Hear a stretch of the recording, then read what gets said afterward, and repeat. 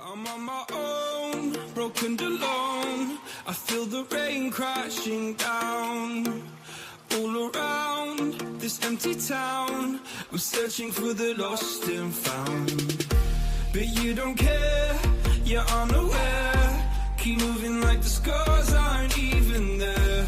It's in the air like a blazing flare. Just stare 'cause the flames will burn us. I thought you were the one for me. That's why I gave you everything. Held you close by the stormy seas. Oh, you meant the world to me. I used to kiss your head when you cried for me. Hold your hand while the pain was over. Keep you warm by the roaring sea. You meant the world to me.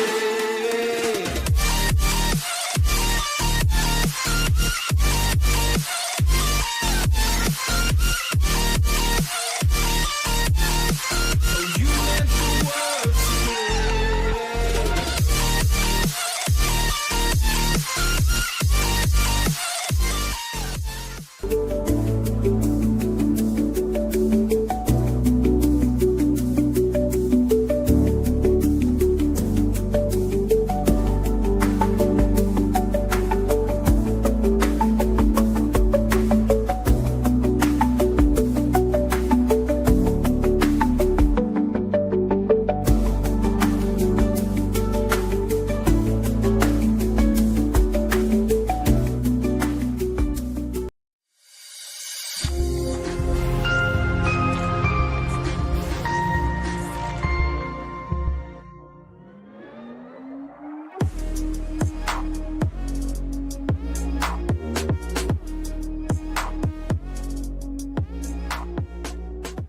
With Game Time Picks, we make buying tickets easy by serving up only the best deals on sports, music, and shows.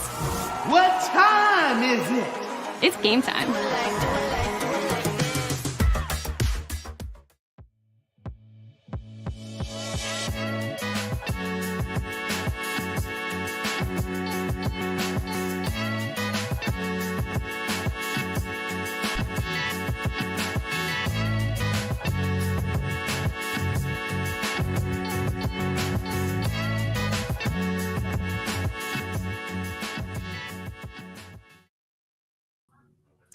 It's the most wonderful time of the year. What's going on, everybody? It is draft night, as it's myself along with Bill here. Bill, thank you so much, by the way, for doing this. Absolutely. You're probably wondering why there's a gaping middle hole here. Apparently, Scott will also be joining us. Bill and Scott from Orange and Backcheck. Myself, your good old THPN manager tonight, as we get set and we get ready for what is going to be a very interesting night tonight. I think after everything that we've seen today so far, you thought it was crazy.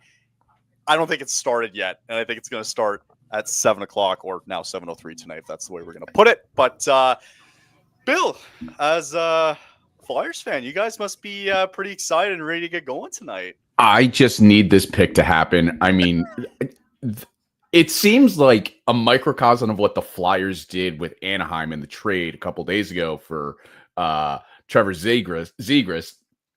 It put into a catechism of just like, what are the Flyers going to do now? Because the biggest gaping hole was a true center. And you're hoping that Zegras, going back to his what I think is his natural position of center, kind of opens you up of what you can do here at the number 6 pick.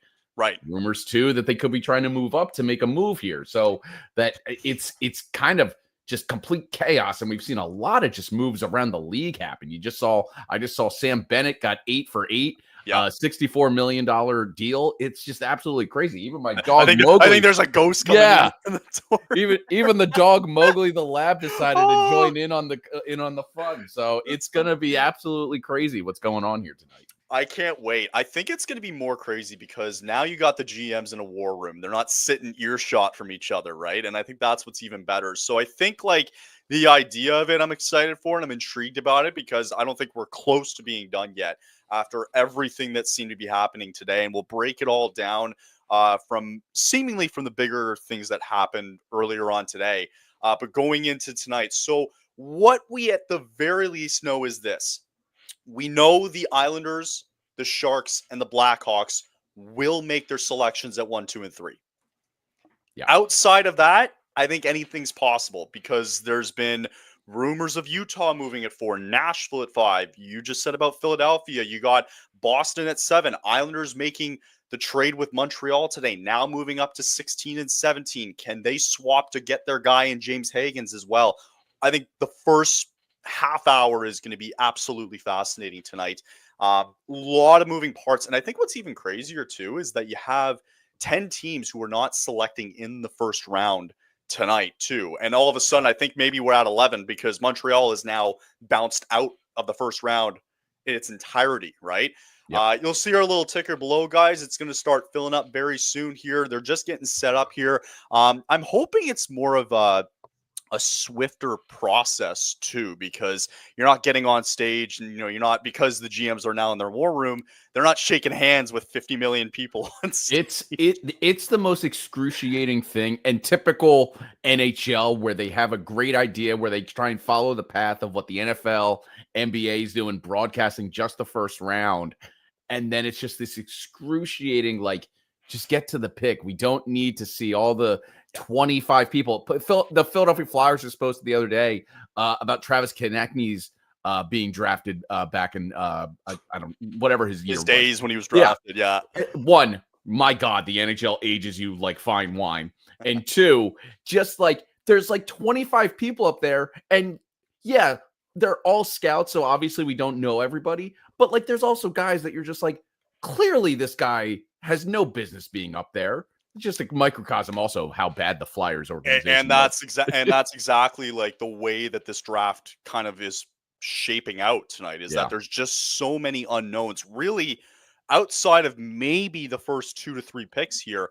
It's completely wide open, right? Yep. And I think there's definitely gonna be some surprising things that are gonna happen, and things are currently happening right now as we speak. So we're going to be watching the draft here, guys, as well. We're going to have the board up. This is going to live update for you guys for every pick here so far in the first round.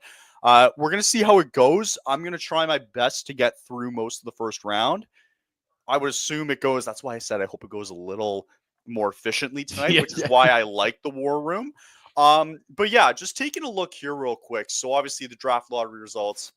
You got the Islanders on the board tonight. I think it's a foregone conclusion maybe that they take Matthew Schaefer number 1.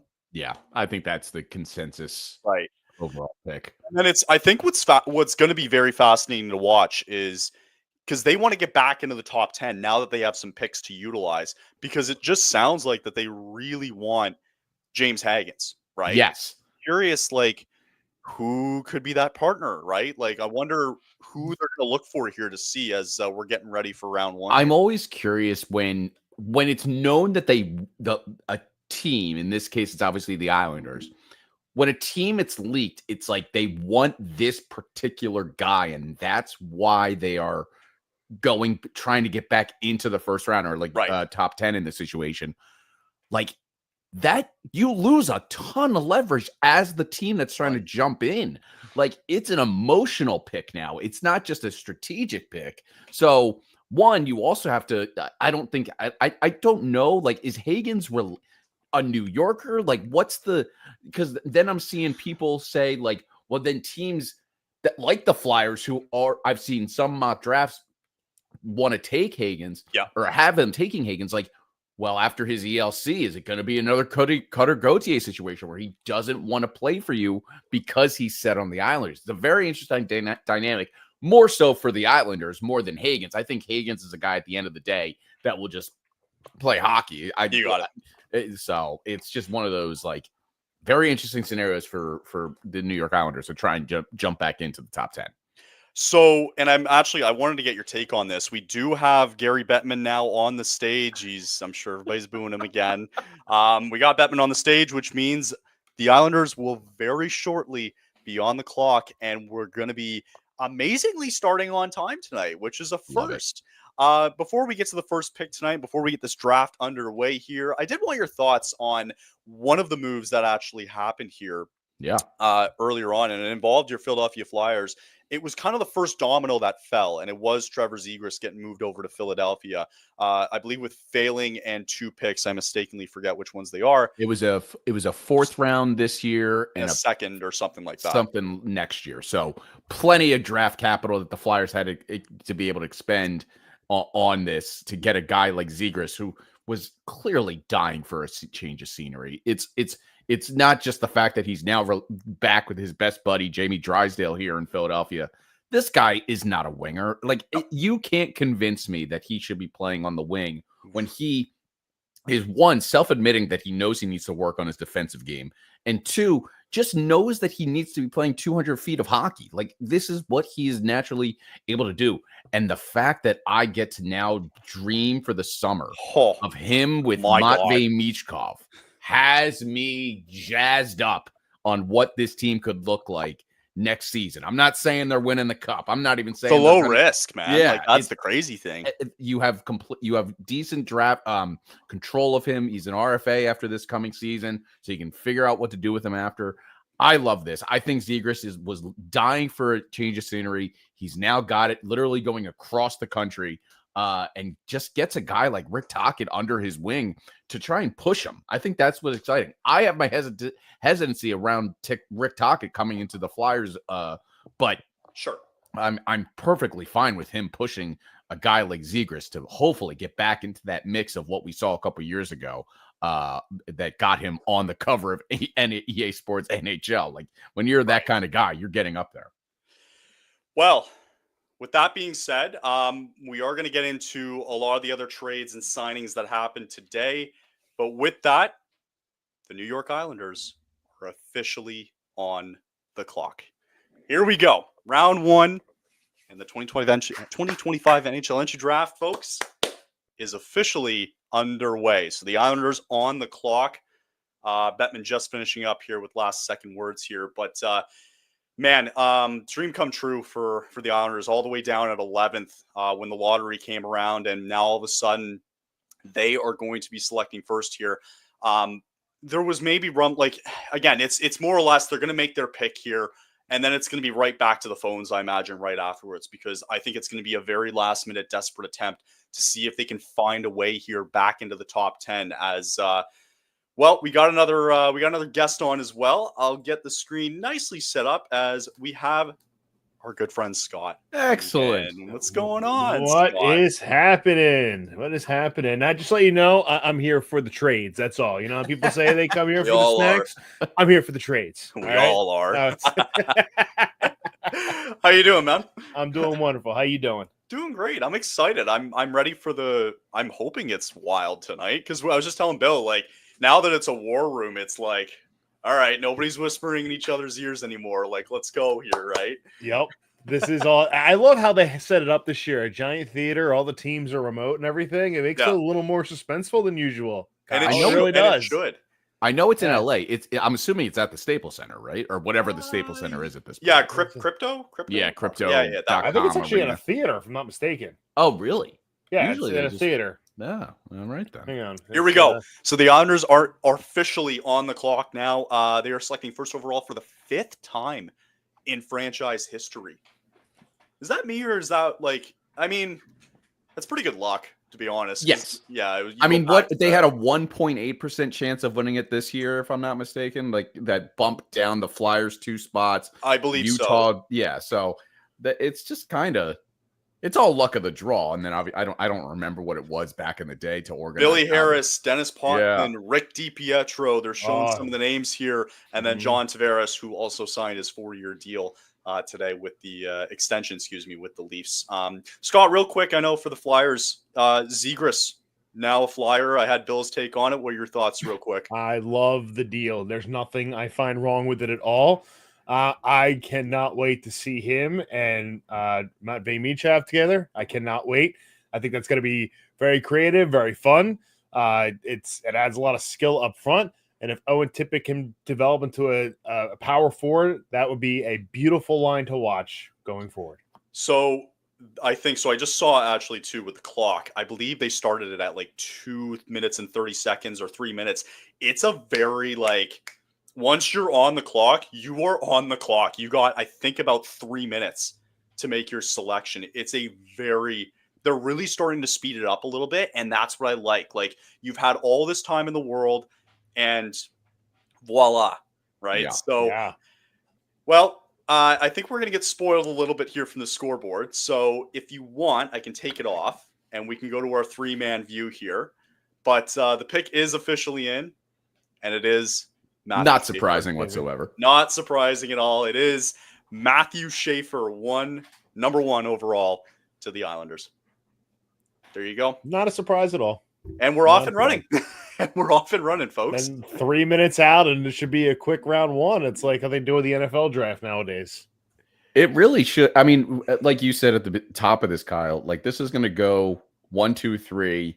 And then once we get to the 4th pick, then it's kind of what's going to happen. Because, Scott, I don't know if you saw, there were a couple of rumors that the Flyers are trying to get up to 4, try and get some, use some of that draft capital, stay at 6.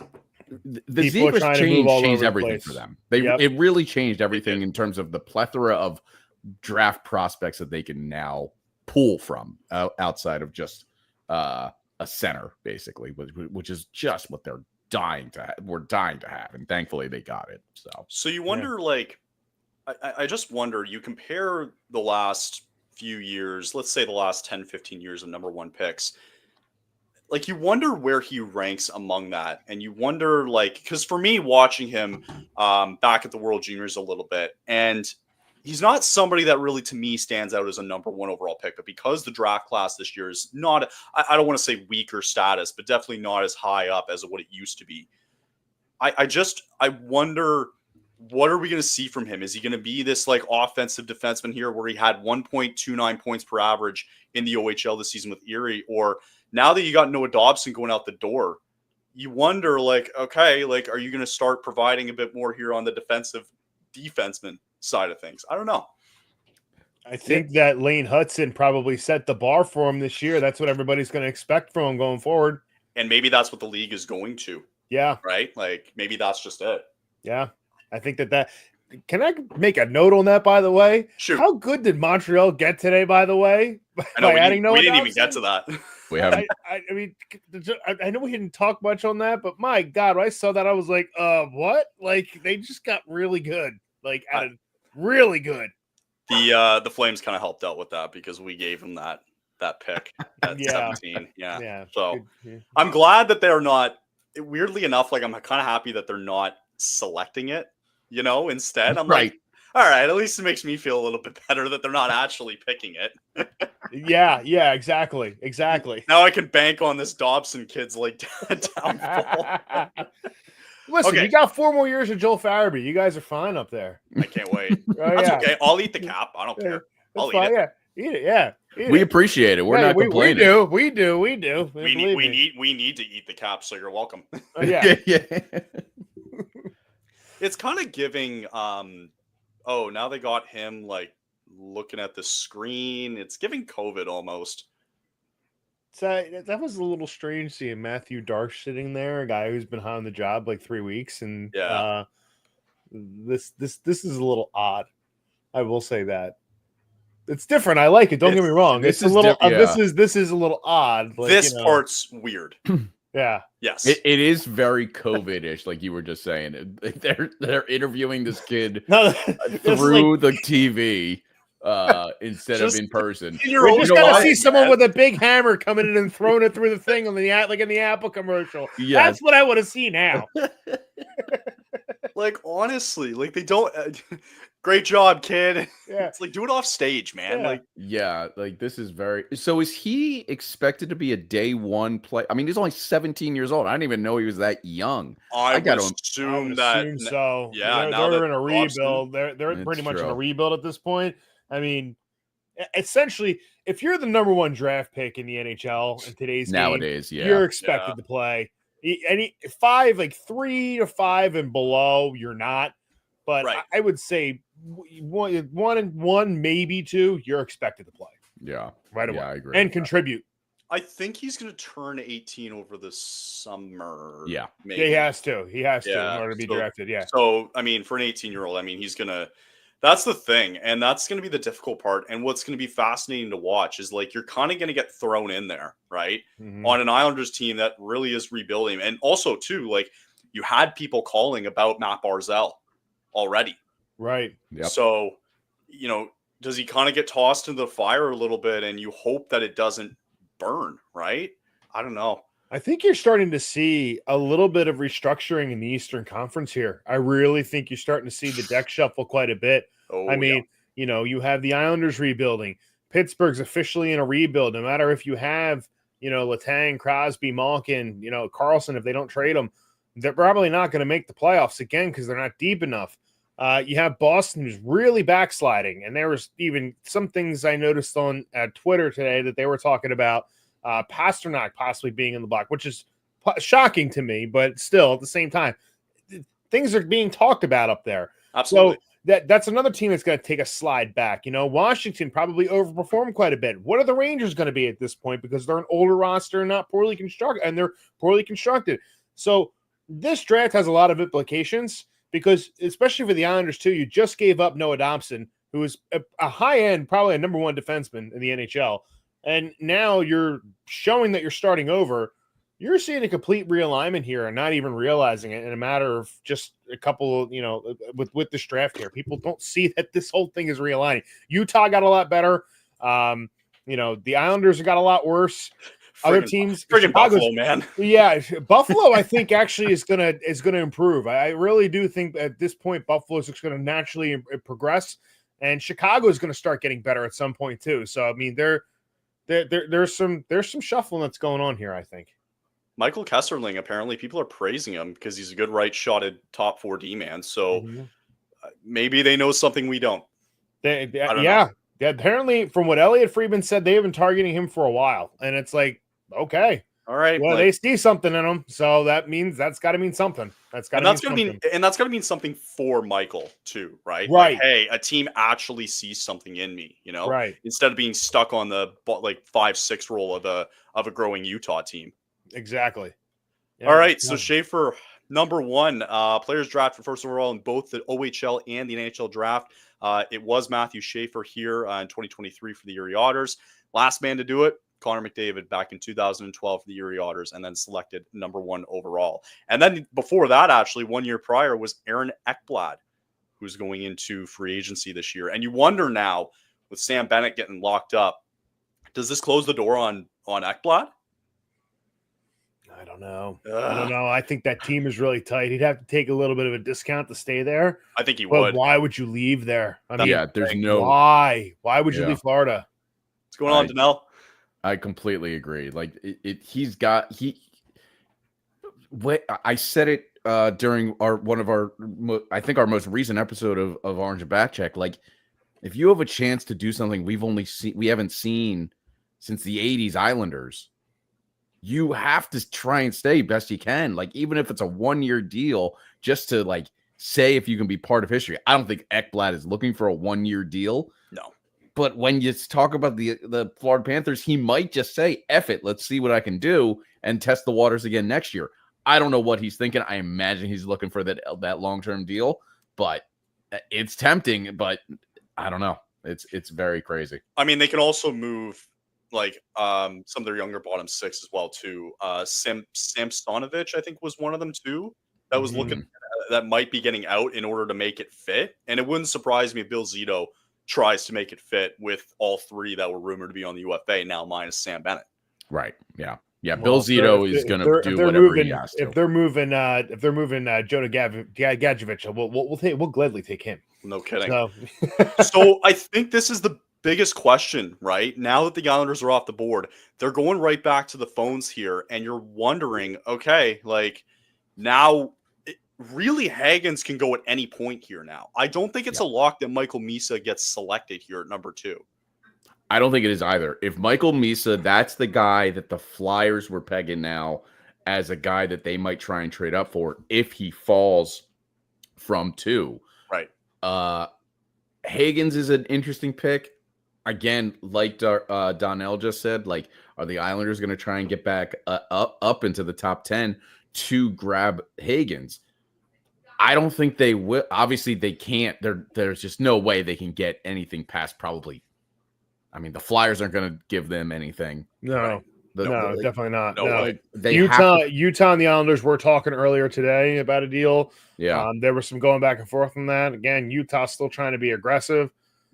That's something that's still in play. Maybe Chicago, Nashville, even a possibility. They might jump them at 5, but Flyers are going to stay put. We know that. Yeah. Just for context, sorry to jump in real quick. Yeah. So the clock has hit 0 for the Sharks. The pick is not in yet. Yeah. Picks in, yeah. ESPN says pick is in, but okay, I don't have it on my stupid Sportsnet. you damn Canadians. I was they're like, probably whoa. letting Elliott talk too much. That's probably why. They're probably letting Elliott and David Amper talk too much. And Kevin Bieksa. Yeah. Okay, so pick is in apparently for the Sharks. They're getting ready here. We think it's Misa? Probably. I would imagine. I don't. One thing I've learned outside, like, I think it was Elliott Freeman, but put it perfectly. He's like, I always hope for a chaotic night during round 1 of the draft, and it never seems to happen. Now, he did caveat that, like, saying that the chaos could start happening tonight, but doesn't it? I don't think it will until about pick 4.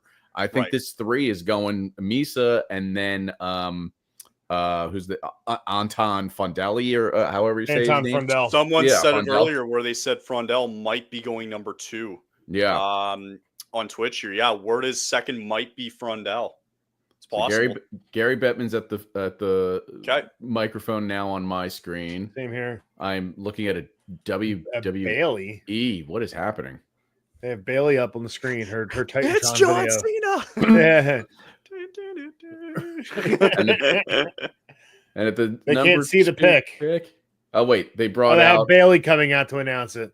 See, I'm not a wrestling person. I have no idea who this person is. This is Bailey. She's one of the. I've gathered one of the that. divas. Thank you. Yeah, you're welcome. Great.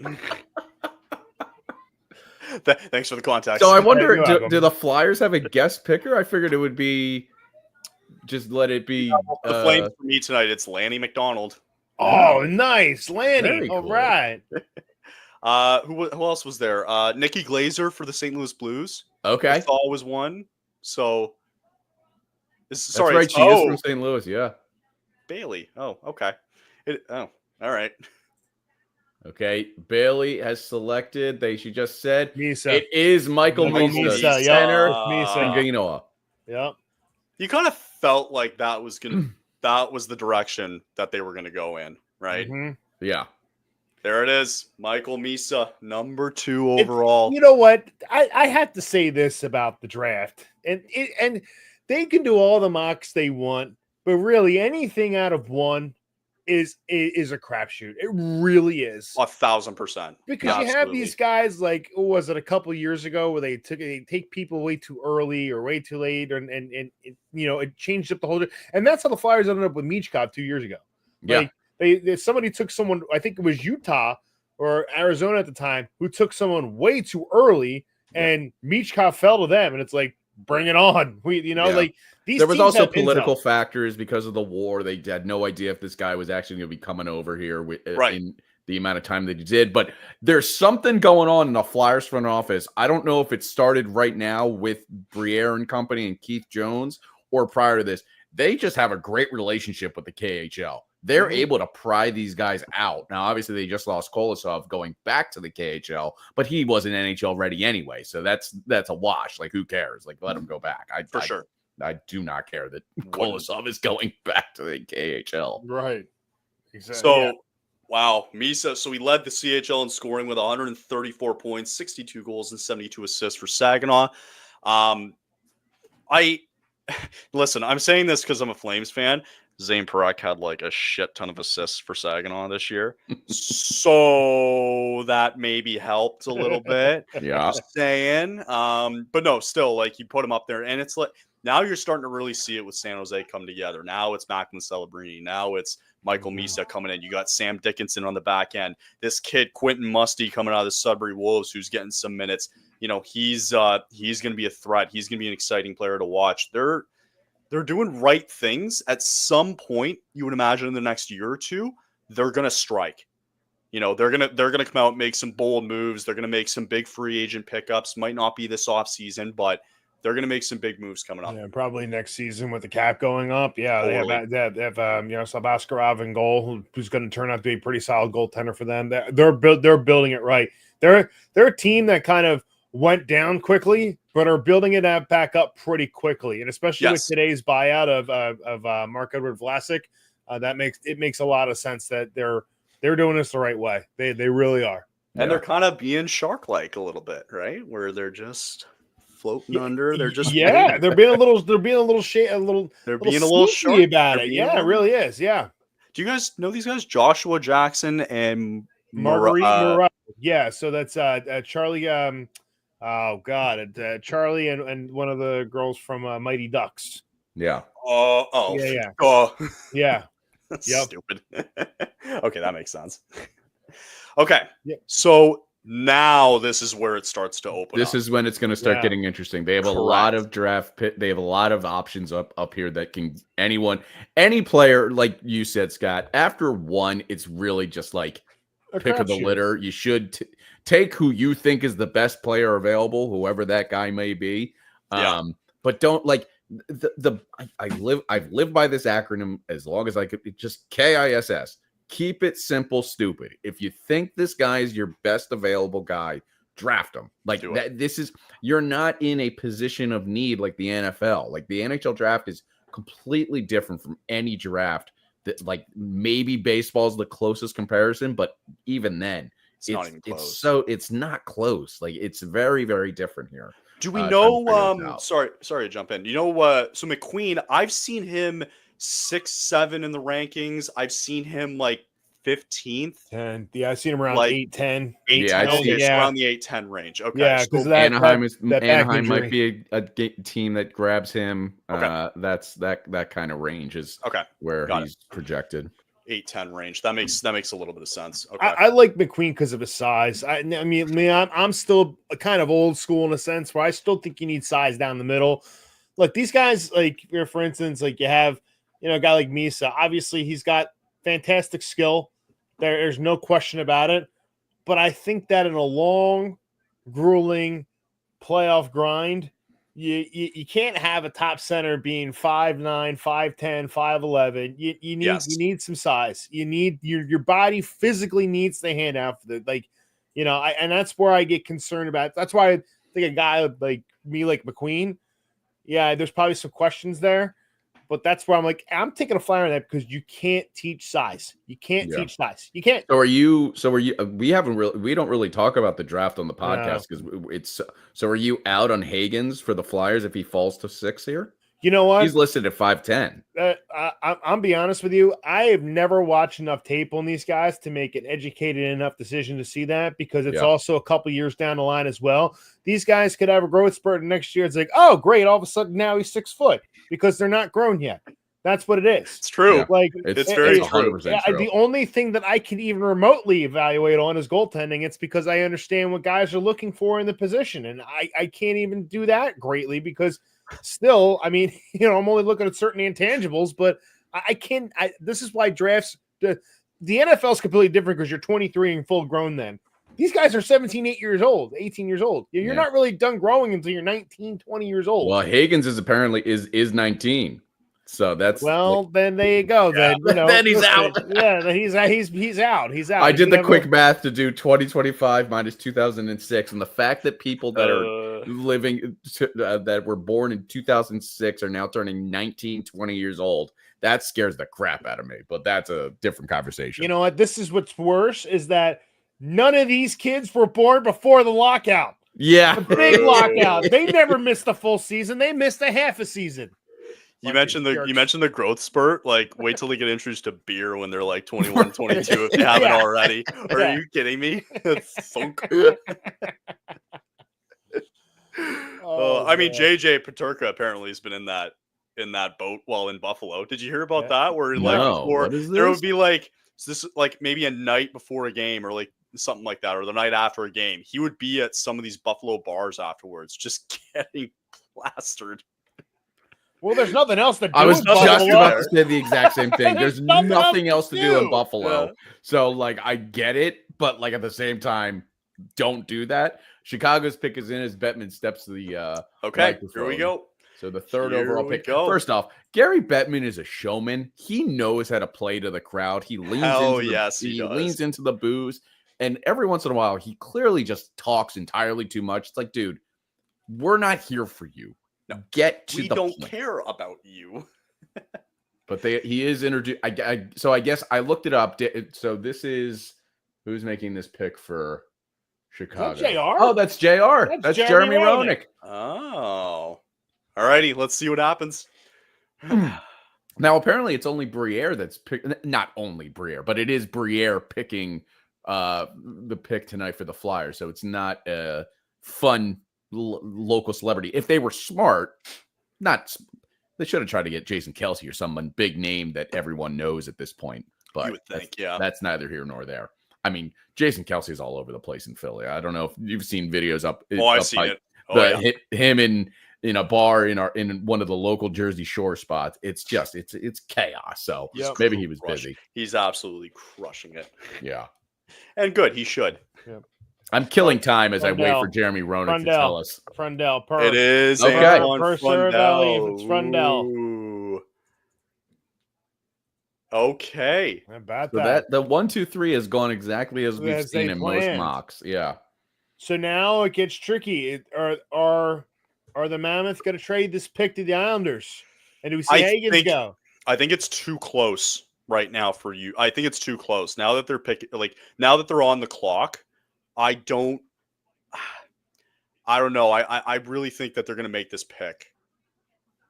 But anyway, so Anton Frondell. So yeah, I think that was starting to become a bit of speculation that Frondell was going to go fairly high, right? And the Blackhawks now stay away a little bit and they go the European route. They take the top European off the board, and I like it. I like this pick. He's another centerman, so he's going to play, behind Bedard. Now years down the line, you're going to see him as a second line centerman.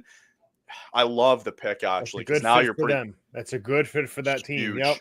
Yep. I actually really like it, and they were actually comparing Frondell a little bit to the likes of Barkov because of his size. Yeah. Wow. 6'2", look at this, 6'2", 204 pounds. Now He could probably step in and play this year. And I'm serious, based upon his size alone. I mean, yeah. Excuse me, 6'2", 204. That's a big boy. Kind of take away the middle of the ice a little bit there and feed a puck over to Tuvo Teravainen. Like I would be a little line there. I mean, even again, what we said about we're expecting Schaefer to be an immediate impact, despite the crapshoot that is after one in the general draft of the NHL. The trajectory that they have on these kids now is way faster than anything that we've seen over the last couple of years. Huge. Even goalies that we're not supposed to see 5-6 years, we're seeing in 3. It's crazy how fast we're anticipating these guys to show up in the league that they play in, whatever it is. It's impressive and scary at the same time because you get situations where the Flyers got to benefit with Zegras, who came up very quickly and then was pushed to the outside. So it's always interesting on how this dynamic works on what players will make an immediate impact, and it's seen in the NHL in 1 year, 2 years, even 0 years. They're showing up in October of this year. But in Frondell's case, like you said, Scott, this kid has size.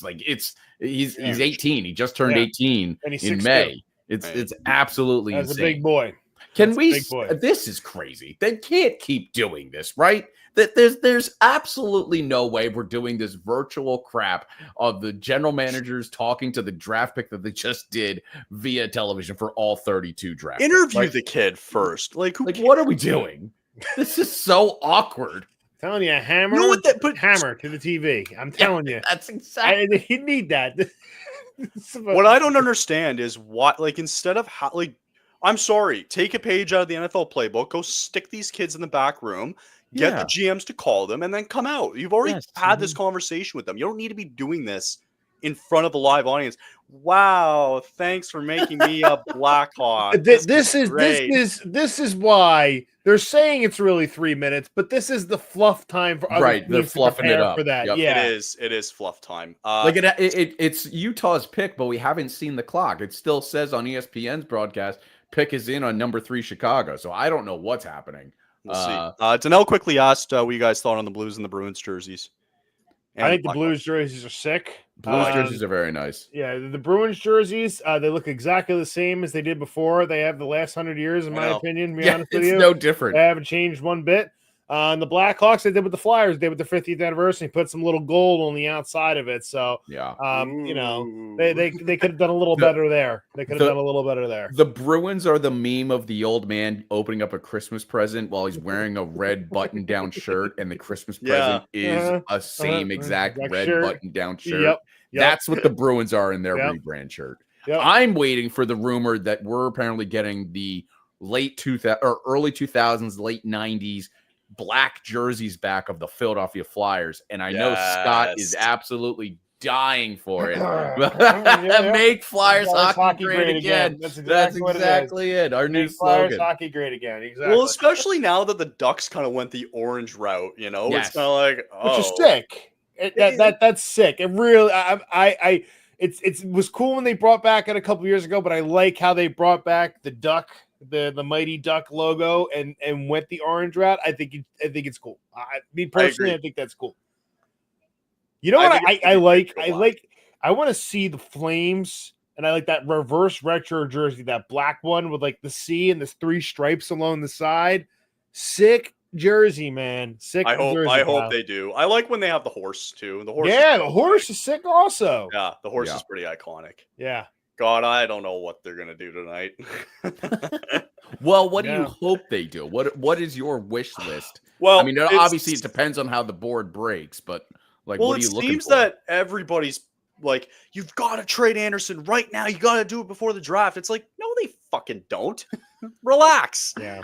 Like, considering next year's draft is going to be much better. If they go into the eventually, my thing is that he's going to be traded before the season starts, right? Rasmus Anderson. Oh yeah, he's gonna be gone. My thing is that I don't think they're going to do anything tonight. I think they're going to pick 18. It wouldn't surprise me if they trade out of 32 and go lower. But I think that they're going to move him this offseason. It's just not going to be tonight because they don't have to tonight.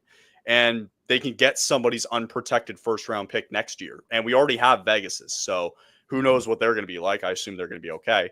But I think everybody's just freaking out. They have to do something tonight. And Craig Conroy's just sitting there going, no, like, I'm going to be patient and wait for somebody to come along and give me the perfect deal. So yeah, but is that the formula for success? Is that Conroy? Because they don't have to trade him. They really don't. Yeah, I know, but it seems like where are, like, considering where the Flames ended they made a push at the end of last season. 96 points. Yeah, they couldn't get in. They couldn't break through. The West is a gauntlet. What else can they do at this point? I mean, how else are they going to be able to get better, and what can they do? It seems like that, they rolled the dice on Morgan Frost and Joel Farabee. What else can they do here? Yeah. Oh, Utah's picking, by the way. They're going to find goal scoring. So they hold the pick. Okay, now, what famous person from Utah is calling this pick? They just joined the league, quote unquote. Gary Bettman's the famous person. Yeah, that's right. Looks like they're having Tony Finau. Okay, I'm cool with that. That's by a show. Finau. Yeah, Tony Finau. Wish he would do a little bit better in some majors, but that's neither here nor there. I wouldn't be surprised if they go. I'm going to say Porter Martone. That's going to be my guess. That would upset me because I kind of wanted him now that the Flyers had Zegras, but I won't be too upset. Porter or Caleb Denoyer. That's one of the two. Oh, see, Caleb Denoyer is one of my picks. All right, Tony Finau's talking. He's talking. I love Tony. He's very and his 12 children. Yes. They enjoyed. They had a champ. kids. One of the championships was here in the Philly area, and his wife is I don't know if she's an influencer, but her account showed up on my TikTok algorithm, and she was touring around the city, and that was pretty funny to watch. That's her awesome. Experiencing that with all their kids. That's sick. I think does a mammoth make a sound? I don't know what he just did. No idea what's going on here. What's that happening here? Rar. Yeah, like, are they like trying to incorporate something to add to their fans? Like, what is happening? I do love. Okay, they did take Caleb Denoyer. Denoyer. Yep. Wow. Another center goes off the board. So, like, is Briere getting itchy, or is he? But again, there's some players to pick from, which is nice to see. Caleb Denoyer going to Utah. So they don't. So I think for Utah, it's a smart way to go about it because, you got lucky jumping 10 spots all the way to number 4. Mm-hmm. I think you make the pick, right? Like you're gifted this opportunity. Yeah. You don't give other teams a chance. I think you take this and run with it. It's a great selection. You got another guy who's 6'2" up front, maybe not as heavy as a Frondell, but it's I like this pick for Utah. Really well done. Oh, his brother was taken by the Flyers in 2020 in the 5th round. Yeah. Why did I not remember that? Probably because he was a 5th round pick. Yeah. Okay. So Caleb, system. I think he's played a game or two with the Flyers. I wouldn't be shocked. I mean, it's been a long 5 years if we're talking 2020, very long 5 years for the Flyers. Yeah. They've needed a couple of bodies here and there to fill the gaps. Yeah. 2020 is also still under the Chuck Fletcher regime, which we all just kind of want to take a fifth of Jack to the face and forget all of that, but we can't. Yeah. No.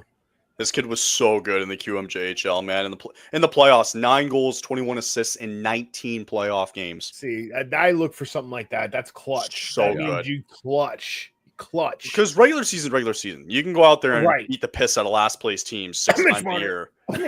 Right. There it is. It's okay. He's going to get his money. He is. 11 game-winning goals is absolutely insane, though, no matter what league you're playing in. That's very, very cool to see. Yeah. It is. He's a guy, though, that wouldn't surprise me if they decide that he goes back for another year. Sure. Yeah. I think they like his, he's still, this is kind of where it starts. Like, where does, to me, does Frondell make the team this year? I don't know. Maybe.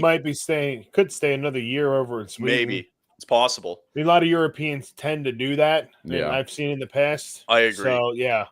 High IQ, two-way. Yeah, that's the other thing I forgot to mention. He's got a great two-way game. Yeah. And he gets down and dirty, and that's why Moncton did so well in the QMJHL this year, and they got all the way to even like the Memorial Cup because Rimouski ended up getting to the final, and they were hosting it. So, he had a great run with Moncton, and even in the Memorial Cup, it didn't end well, but I thought watching him in the Memorial Cup, he really stood out. And that's important. Okay. So now Nashville comes on the board, and Nashville for me, I thought they were. I thought because they have another pick, Nashville coming up. Yep. I would think if the Islanders are going to get up, it would be now. Mm-hmm. Right.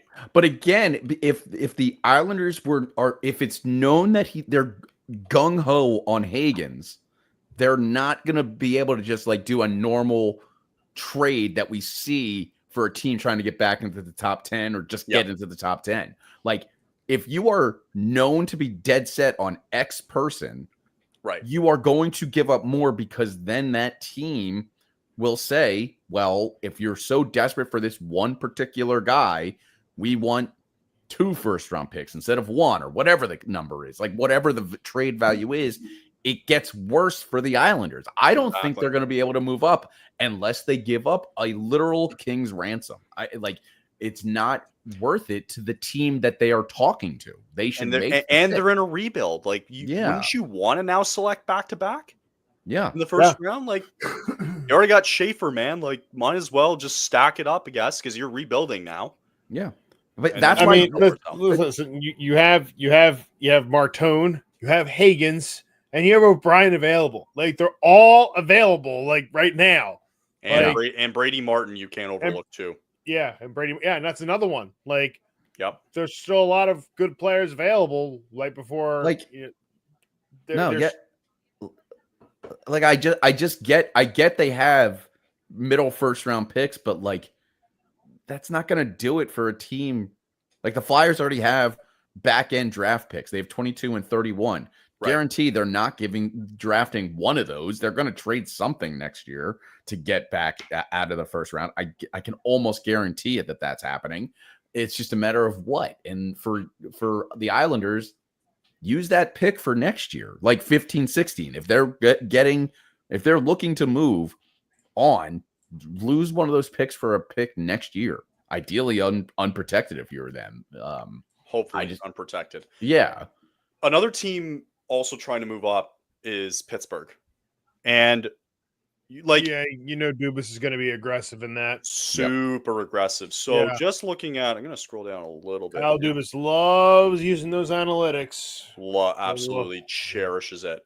Drives me nuts. Sorry. So just looking ahead here, next 4 picks here.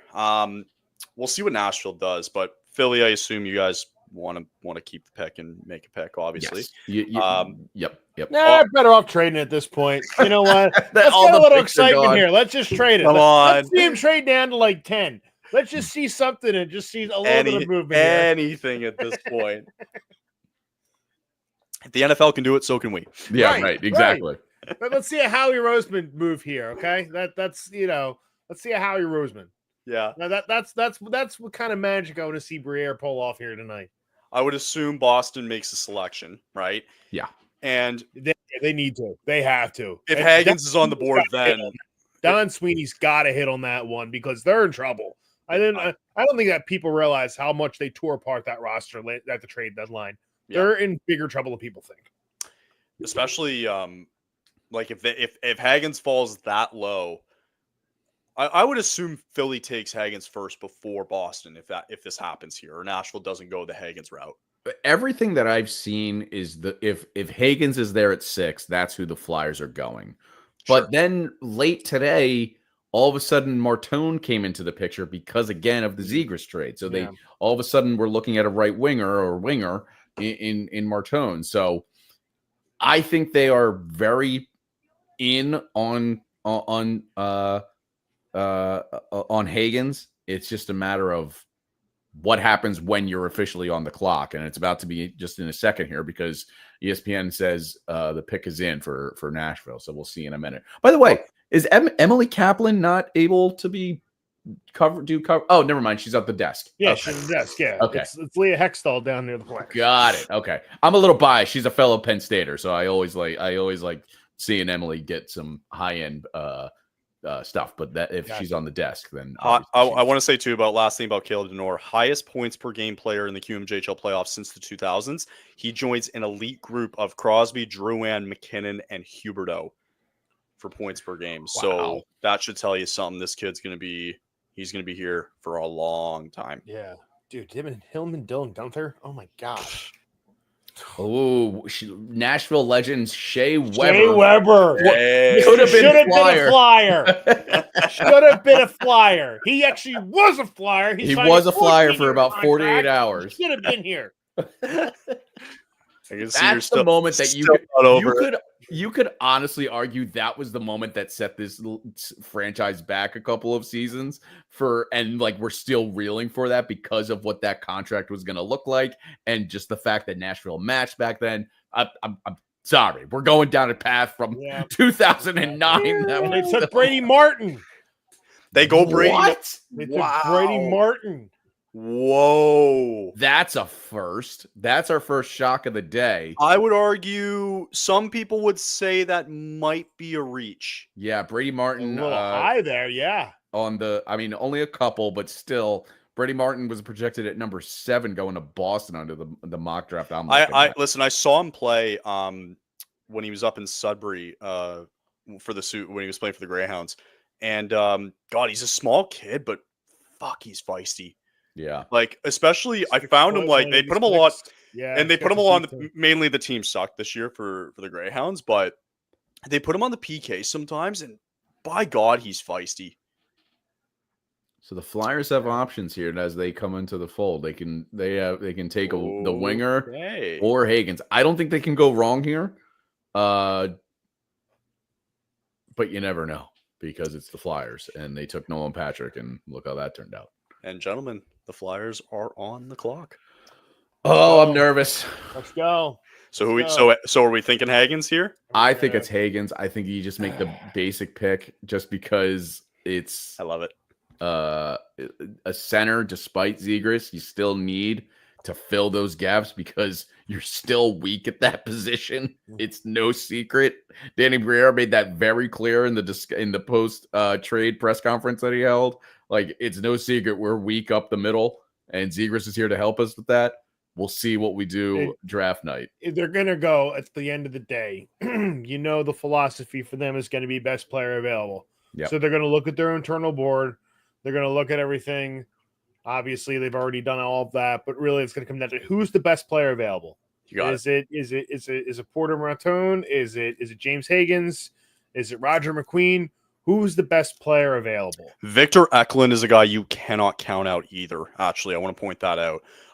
So I would argue, I think you can't go wrong. I don't think with any of these 5 selections that you have here, but I think because it's the Flyers, I think you are going to look at Hagens. That's just my guess. Yeah. Boston College, probably a pro red. I mean, listen, these Porter Martone's still up there too, man. Because it's also if you're flipping a coin between Hagens and Martone at this point, or just like any guy, like you were saying, Eklund, like if you know that you're clogged in the system from your AHL down on the winger or the defensive position, and you know you're weak at the center position, and you're just like, we like both of these guys. These are both amazing players that we think can make a real impact on our franchise, but we don't have room for them, and we have room for him. It's an obvious choice, and it's Hagens. Like, that's where I kind of fall in on when these situations arise. You take the best player available and then need, and that's where Hagens comes in for this situation. Because if Hagens doesn't go here, he's 1,000% going to Boston. 1,000%. Sure. Local connection there, they'll absolutely take him, and they need it. They need something up the middle. 100%. It probably won't be. It may not play for probably at least a year or two. Yeah, but they need something there to build around, and that would be Hagens. They need him. I don't think it could go wrong though, because either, for just speaking for Boston here, either Hagens if it falls in their lap, or I would argue Porter Martone as well too. Flyers pick is already in, so I don't think they wasted any time on this. I think they're going Hagens. Yeah, that tells me it's Hagens. Pick is in. You know what? They were talking about Martone earlier. Yes, I would but not that's be only strikly because of the Zegras trade. Yeah, but that means you already have plans to keep Zegras down the line. Yes. So I Googled it. It's supposed to be just Danny Briere making the pick, but last I saw him, he was in the war room. So I don't know if the war room is in this theater, or are we getting someone special? So they just showed a highlight of Brady Martin. Yeah. And I'm watching it because he was out when he was up playing. Oh, it's Barkley. Sorry. It's Charles Barkley making the pick. Oh, Chuck. Oh, all right. Chuck. That's awesome. I love that. Sorry, they showed Brady, and I'm like, wait a second, I was at that fucking game. Now, if we obviously can't carry sound because we'll get flagged on the YouTube algorithm, but I wonder if he says his name's incorrectly because it's Chuck. Oh my god, that would be so funny. Oh, he totally would. That'd be so funny if it was. They can't mess this up. I don't want to see a name that's not someone we've been talking about all night. Can't mess this up, Danny. Yeah. Charles can now. Charles can. Chuck can mess it up. It's one of two guys. That's all we know. I love the fact that it's Charles Barkley. That's so funny. Looks like he's still in a hotel. He looks good. Remember he used to do the Taco Bell commercials? This guy does not look like a guy that used to do Taco Bell commercials. He's just putting the liquor away. That's exactly. Okay, with the 6th pick, the Flyers select Martone. Shit! Oh, wow! Wow! Okay. Wow! Okay, all right. Okay. Oh my God! That's a great pick, though. Okay, shout out to Anthony Sanfilippo of Crossing for that Broad. one. Yeah. He was the guy Great on it selection. that broke the report. 18 years old, 6'3", 208 pounds from the winger position. Oh, give it to me. What a power forward that Great guy. player. That's Great player. Yep. Great selection. James Hagens, you're a Boston Bruin. Yeah. Great selection. Yeah, So that's they must have huge. been very, very high on Martone as he was as it materialized over the last couple of weeks. Not just even after the Zegras trade. They must have been high on this kid well before that. Must have been. Yeah. Okay. They must not. Wow. They must not think center's as important as everybody else. I mean, but I'll say this: in a league where you need size to win. What did I talk about before? Yeah, they obviously think that size is important because he's the biggest one off the board so far. You got it. Size and weight wise, he's an inch Well, did you taller see than the Frondell. report too? Did you see what the Flyers did in the off recently? Yeah, they got They got fight. UFC coaches Right, that there's teach a these fight. guys how to fight. So That's we're right. bringing back the Broad I- Street Bullies, baby. I'm telling. Okay, so this is actually now got my brain thinking. Okay, does Danny got something going over to package 22 and 31? I think that's exactly move up what it and is. go get Roger McQueen and worry about that size factor because then you guess what? You got a 6'5" center, you got a 6'3" winger, and then what else? You got someone with grit on the left hand side. Doesn't really matter what size they are at that point. Yep, you got doesn't friggin' matter. a monster line you can use there. Holy shit! Great. What, Great selection. dude? I love that based upon the size alone. Huge. You That's great. can't teach size. No, you absolutely can't. Oh, Yeah, God. that's huge. Wow, look how happy they are. Except He Brent looks Flair. so Brent happy. Flair is the only one who's not happy. And I just need to reiterate, this is terrible television. As a Oh, it's awful. producer Throw the that hammer used at to it. do radio and television, It's awful. this is terrible. It should be fired into the sun and never seen again. Like, what are we doing here? Sorry. It just doesn't hate make it. sense. I hate it. It's so dumb. Oh man. Well, the stupid thing is, so the teams have to select back to back, right? Pittsburgh Yeah. and now the Islanders, right? The Islanders, yeah. So they scramble to they make the pick, right, in the war room. They scramble to another room. They do the video call. They have to scramble back into the war room. They make the pick. Then they have to go back into the friggin' room again to do the call. It's like, what the? These guys have more important things to do. Yep. Wow. I am shocked about So, that. But Flyers beat- I love it. I love Flyers the only beat one not reporter- happy about it is Brent Flair. The only one who was not Yeah, happy right. about it was Brent Flair. Now, So I think this sums it up perfectly. Our friend of the podcast, Charlie O'Connor, says Martone is a fantastic prospect. I'm surprised they didn't pick a center. Obviously, that means Hagens, but I'd probably rank Martone fourth, speaking purely on talent. It's a very good pick. So the fact that on talent alone, COC, Charlie O'Connor is projecting him as a fourth overall prospect. This has not exactly the same thing like 2 or 3 years ago, like Scott was saying with Matvei Michkov, who fell, but Martone can be a guy that can make an immediate impact. We'll Correct. probably see him up in 2 years, 3 years, 2 Yeah. years on a good year, I think. Best player available. They didn't Yeah. draft out of need. They drafted the best player available, and that's That's what it always the was. best strategy to go with. you got it. Absolutely. If you Wow. if you draft for need, you reach like you did with Brady Martin. Not so much of a reach, but still it's a reach. You could have gotten him later in the draft. You could have packaged him down and gotten what? I think it's 11 and 17 or 11 and 12 with the Islanders or something like that. Or 12 and 15. 13 for 12 and Pittsburgh. 13. You could have packaged it. You probably saw an outside shot of getting Brady Martin at that point. Outside shot, but still a shot. But still, that's my point. Is that's wheeling and dealing right there. That's something you could have. And also, too, worth noting, too, Martone's 6'3", so taller than Frondell, who we mentioned earlier, same Right. weight class, 204. So taller, but has that power forward aggressiveness. He was tied for 7th in OHL scoring this year, 98 points this past season. Love it. Love the size. Wait till he fills out. Oh my god, dude's Yeah. going to be ridiculously like. It's going to be fun to watch. That's gonna be fun to watch. And now you got a young team to watch, right? With Yeah. Sabres there, with Michkov. Now you're going to see a little bit of action maybe in the preseason with this kid and how he folds in a little bit. That's exciting to see. It's exciting to have.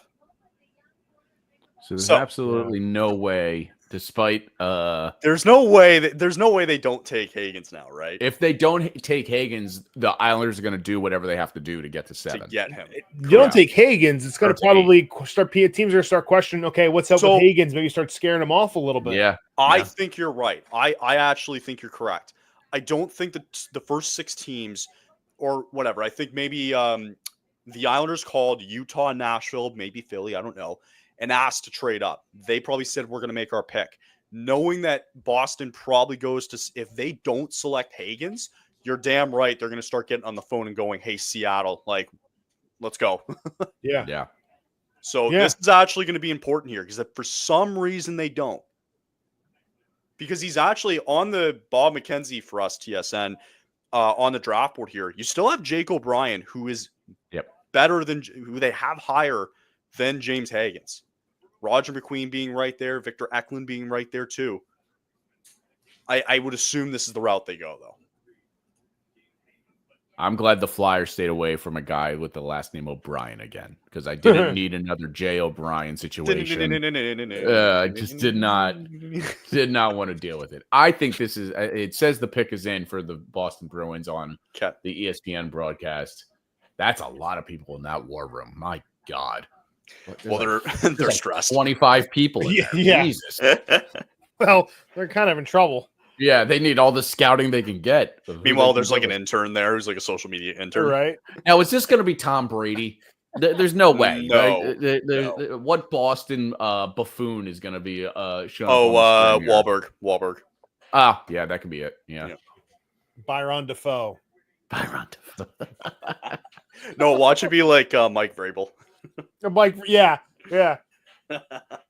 So far, Tony Finau. Oh my God! Oh, it's Adam Sandler. What are we doing? No, it's not Adam Sandler. It's Happy Gilmore. Oh, I'm here to promote promote my new movie. Jersey on. That movie's coming out this month, isn't it? It's it's basically in July. Yes, yeah. Okay. Yeah. Everyone cannot panic. Okay, guys. So James Hagens, confirmed. Boston College Center is going to Boston. So that was pre-recorded, obviously. So that's what they had planned to do all along with Hagens. What were they going to do if they didn't pick Hagens?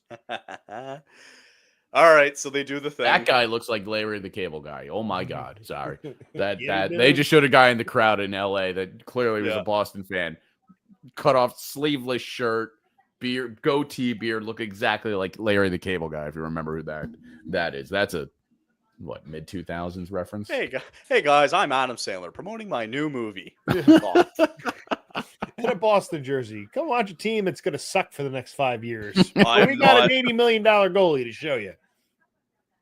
I'm not surprised that it was Adam Sandler. Uh, Wow, he must be pumped though. Yeah.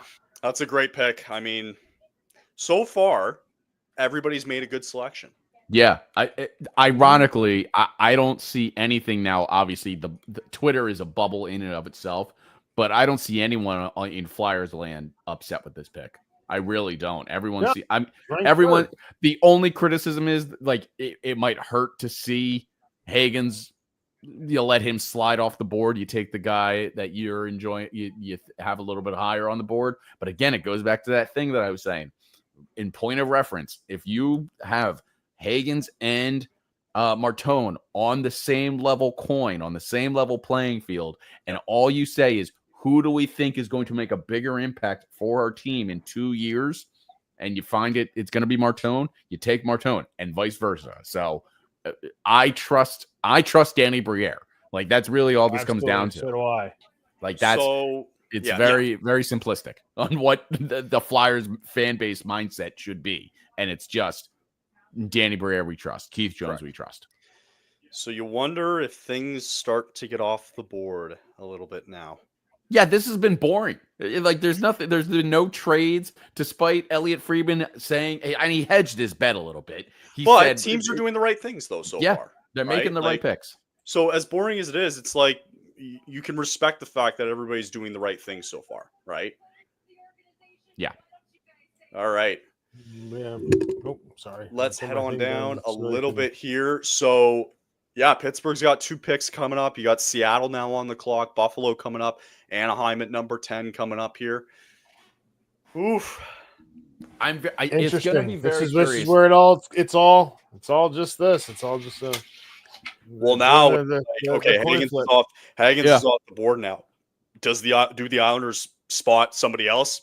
There's no point now for Pittsburgh jumping inside the top 10. No point. Right. If No. I'm the Islanders, you try unless there's a guy that you're dead set on in that 15-16 range. I like they got to be thinking trade back to Yeah, just you get would more think. draft capital. So Bruins land's going to be very happy about this one. That was a pick that needed to PR. That was a PR pick, I think. 100%. I mean, they got a good talent there, but I mean, and they have a local homegrown talent there, which they can promote. But Boston's got some growing pains ahead of them. Oh yeah, it's still going to be a long process, but it's a good start. Yep, Good I start agree. for him. Yeah. I wonder. Yeah. I still wonder if they're going to trade Jeremy Swayman. I still wonder if he's going to be available. Pasternak being there. Yeah, I know. I heard. I saw things about that earlier. I was a little surprised. I thought, man, well, I would trade 2 first-round picks for Swayman, but that's just me, and I overvalue goaltending like no other. Yeah, Hagens who is going to be the first goalie off the board? You don't see anyone. Joshua Ravensburg, Canadian kid. He's apparently highly touted. He's a goalie that probably gets taken here in the first round at some point. That's just from what the reports are saying. Full righty too, which is not very often you see that. They had where they. I just wanted to. I'm going down here on the list here where they had this Ravensburg kid. He catches right. Catches right, yes. Oh. Catches right, correct. Yeah, correct. Ravens, So wouldn't be surprised if a team like Columbus goes up and 27th. Yeah, 27th. Yep. Columbus could. So just looking at it, like looking down the list here a little bit here. If you're looking at a team who needs a goaltender, I could see Detroit maybe reaching, which would be crazy in itself. Columbus being there. Yeah, goaltending. 20th there for Columbus. I wouldn't be surprised if Columbus takes him. You got to wonder, though. I mean, Jet Greaves showed some promise there. They have something there in him. They I don't think they've given him a fair enough shot yet. They had been in talks about getting John Gibson too, but really from Merzlikins to Gibson, at this point, that's a lateral move. That's not really an upgrade for them. Correct. And don't forget Tarasov got shipped to Florida. Correct. Yeah. So I mean, they're down a little bit on that. I think that's a lateral move for them. They're going to upgrade it. Upgrade for them really would be a tandem. Would be dumping off Merzlikins and then platooning Jet Greaves with either Vitek Vanacek or Ilya Samsonov from free agency and platooning them that way, because those guys have enough experience where, you know, it's a bubble team like that, they'll get the job done decent enough for you, and you get to see what you get out of Jet Reeves. And then you decide next year when you have the bigger cap room in free agency, it can be more flexible, and you don't have to worry about, you know, you can make a move then. But John Gibson's not really. I'm moving that. I question why, you know, they would do that. That's a strange move by Don Waddell. Feels like Edmonton is kind of lined up for Gibson. That's just what I'm getting at. Yeah, you got to, and I wonder about Gibson at this point. And I know that he's been come up a couple times, but I mean, Gibson hasn't played 50 games in 5 years. So, right. And that's concerning to me, because what happens when he's already had these injury problems and you start playing him more often again as a 32-year-old. So, and I believe they said too, like in his last 19 starts, he was pulled in about 65% of them. Yeah. I have concerns with John Gibson at this point in his career. It's the contract that they don't want to move, but I think they're overvalued. I think Pat Verbeek's overvaluing him big time, because there's such a shortage on goaltending throughout the league that they just have not put a good market out there for them. Really, the one that everybody should be really going after, anybody on a short-term deal, will be Thatcher Demko. Really, that's the guy that everybody should be targeting. Not Gibson. Jerry Bruckheimer, sorry to interrupt. Jerry Bruckheimer is a co-owner of the Seattle Kraken. Yeah, he's a huge hockey fan. I had no idea. They just took Jake O'Brien. I think because he just made the Lynch is pick. like, oh, okay. I was like, why is Bruckheimer's a massive I hockey did fan. not know that so much that he was co-owned a Seattle team. Holy crap. Yeah, massive hockey fan. No wonder what he's doing with all that Transformer money. Yeah, bought the Kraken. By the way, apparently they're making more. They're making more Transformer movies, and I just go, "Why? What are we doing?" Because they make you're talking about it. They make money. They make money. It's true. That's what it all is. They make money about it. Jerry Bruckheimer. Kyle, what do you know about Jake O'Brien? So, big kid, 6'2", just seen here, 177, played on a really good Brantford Bulldogs hockey team this year. Really tall centerman. He's very good off the face-off draw. He's a really good playmaker. That's basically what he's known for, and one of the reasons why Brantford had such a successful year this year. Really, it's for his playmaking ability and the fact that he's really good at the face-off draw. So, two key things there. They like the size of the kid too. He is 6'2", so he's like, you're kind of seeing that a lot now. You're getting a lot of bigger kids out there. They're getting bigger and faster, and he was tied for 7th in the OHL as well too, with 98 points, as well as Porter Martone was, I believe. But yeah, like he's just a guy that's really good at the face-off draw, and he's going to be a big playmaker. Hence, he only had 32 goals and 66 assists.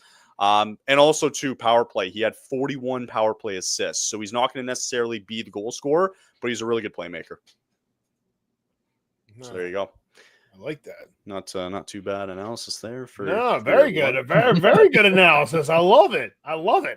Considering I watch a lot of OHL hockey. Yeah. I gotta know my stuff a little bit here. Yeah, and then you get into the college stuff, and I'm like, No.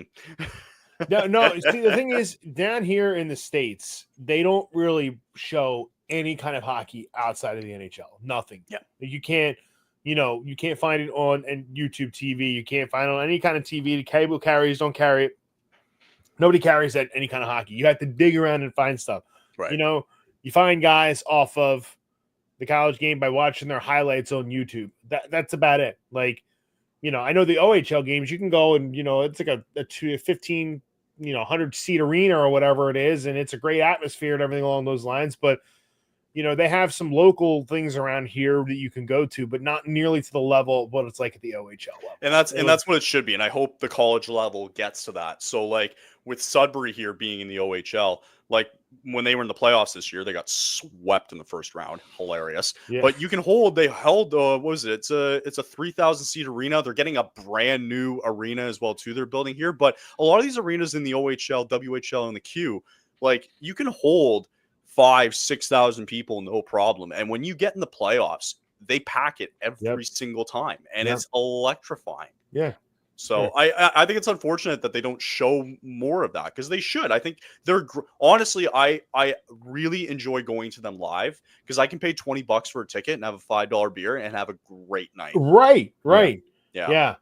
And there's some spots in the United States where they do that, where here in the Mid-Atlantic, there really isn't that much, really. Like here we used to have the Phantoms, and now they're not too far from us. They're up in Allentown, but like even then, like if they're a good team, they're a tough ticket to get. Like, it's still an hour drive away. You know what I mean? Yeah.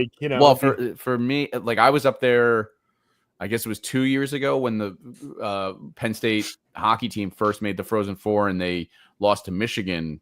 I guess it was to get to the Frozen Four.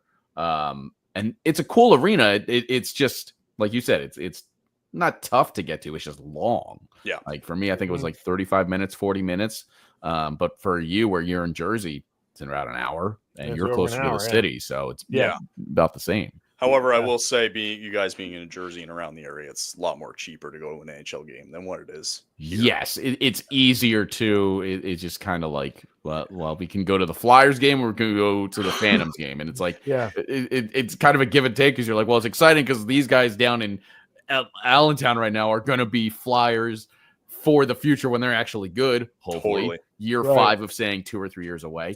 But then you go down into the field, and you're just like, well, it's $60 and it's easier to get to. So it's not that. Yeah. It's not tough. I mean, you can literally go down to the I'm sorry, the Xfinity Mobile Arena Center. That's right. We have a new arena not the name. Wells Just Fargo to Center change in now. 6 years when they build the new one. Yeah, Another that's exactly what change. this is. Right, and you know what you do, but you can go down there and go on StubHub, and you know if they stink or they're not playing well, or it's a Tuesday night, you can get a ticket and a hot Flyers ticket for like $35-$40. It's Well, there you really go. not that Very bad. easy. I'm sure you can't do that in Calgary. Not really. I mean, I've only been Yeah. out there. What was it? Well, we try to go out there once every 2 years or so out west. But much more affordable. God, it's so much more affordable. Yeah. Okay. So Jake O'Brien, again, most power play assists in the OHL. He is second on that list since 2000. So that's no joke. Again, guess who's he's tied with in points in the OHL when it comes to assists and being a really good playmaker. Hint, hint. He's the biggest UFA. Porter Malone. Well, no, he's the biggest. So he's tied since 2000. Sorry, since 2007. Mhm. He's tied in power play assists. Okay. Who do you think he's tied with in the OHL? Hint, hint. He's a big UFA this summer. Wink, wink, nudge, nudge. Big UFA this summer. Biggest UFA this summer. Oh, Mitch Marner. Oh, Mitch Marner. Oh, yeah, Mitch Marner. Yeah. Yeah. So that tells you something. That 41 points. So not bad. Poor Mitchie. Elliot Freeman, I'm just kind of looking here to see if Yeah, we're kind of in a lull now, trying to We figure really out where are. we go. Yeah.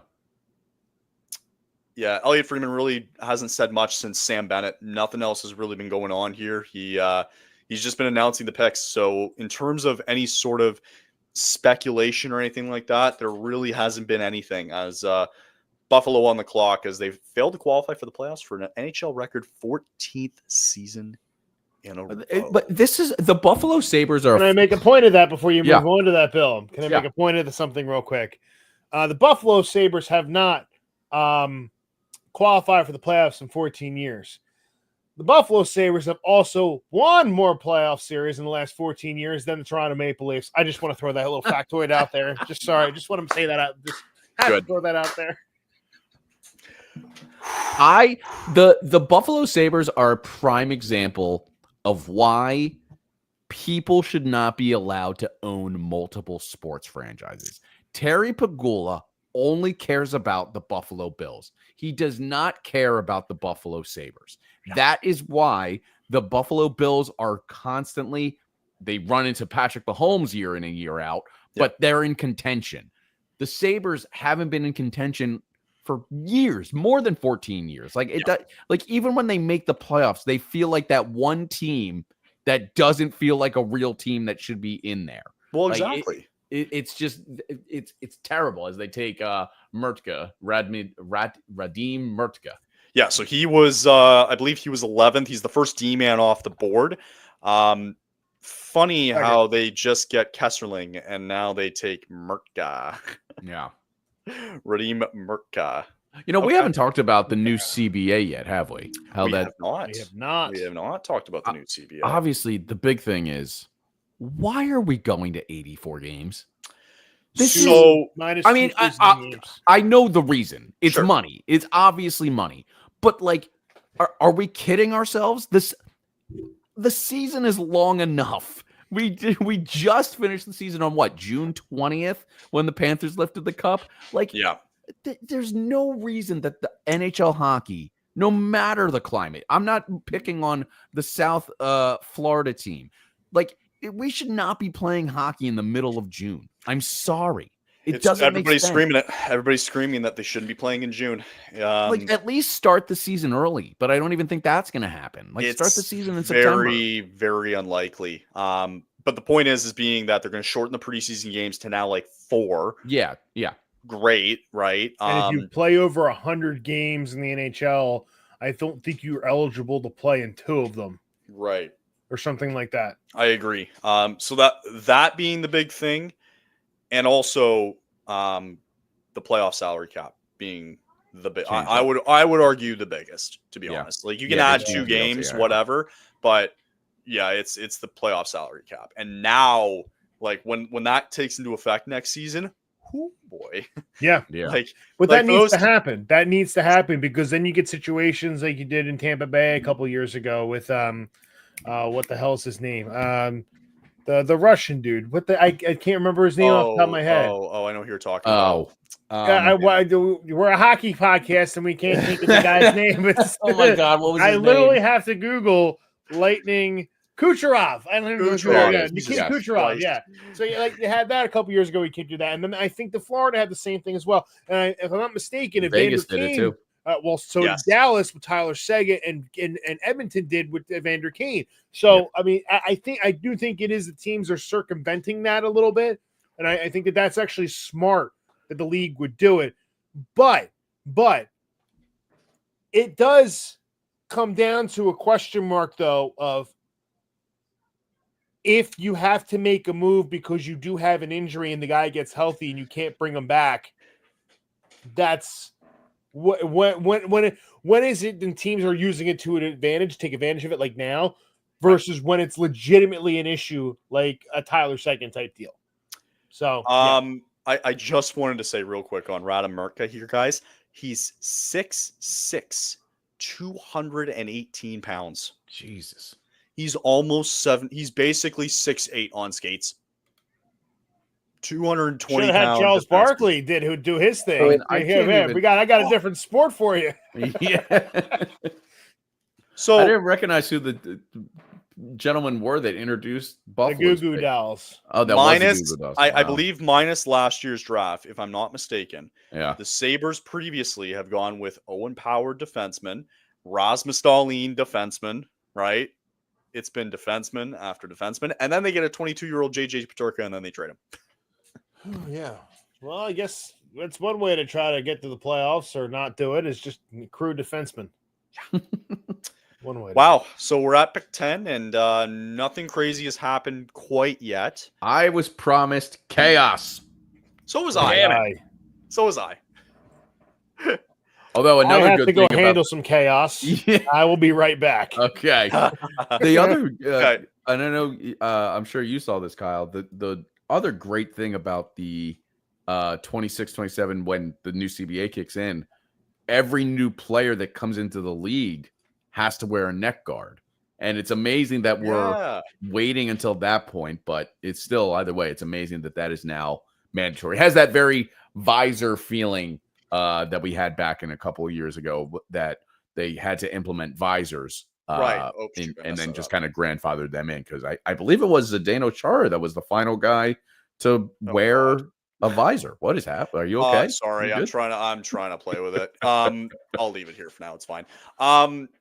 Yeah, I believe it was.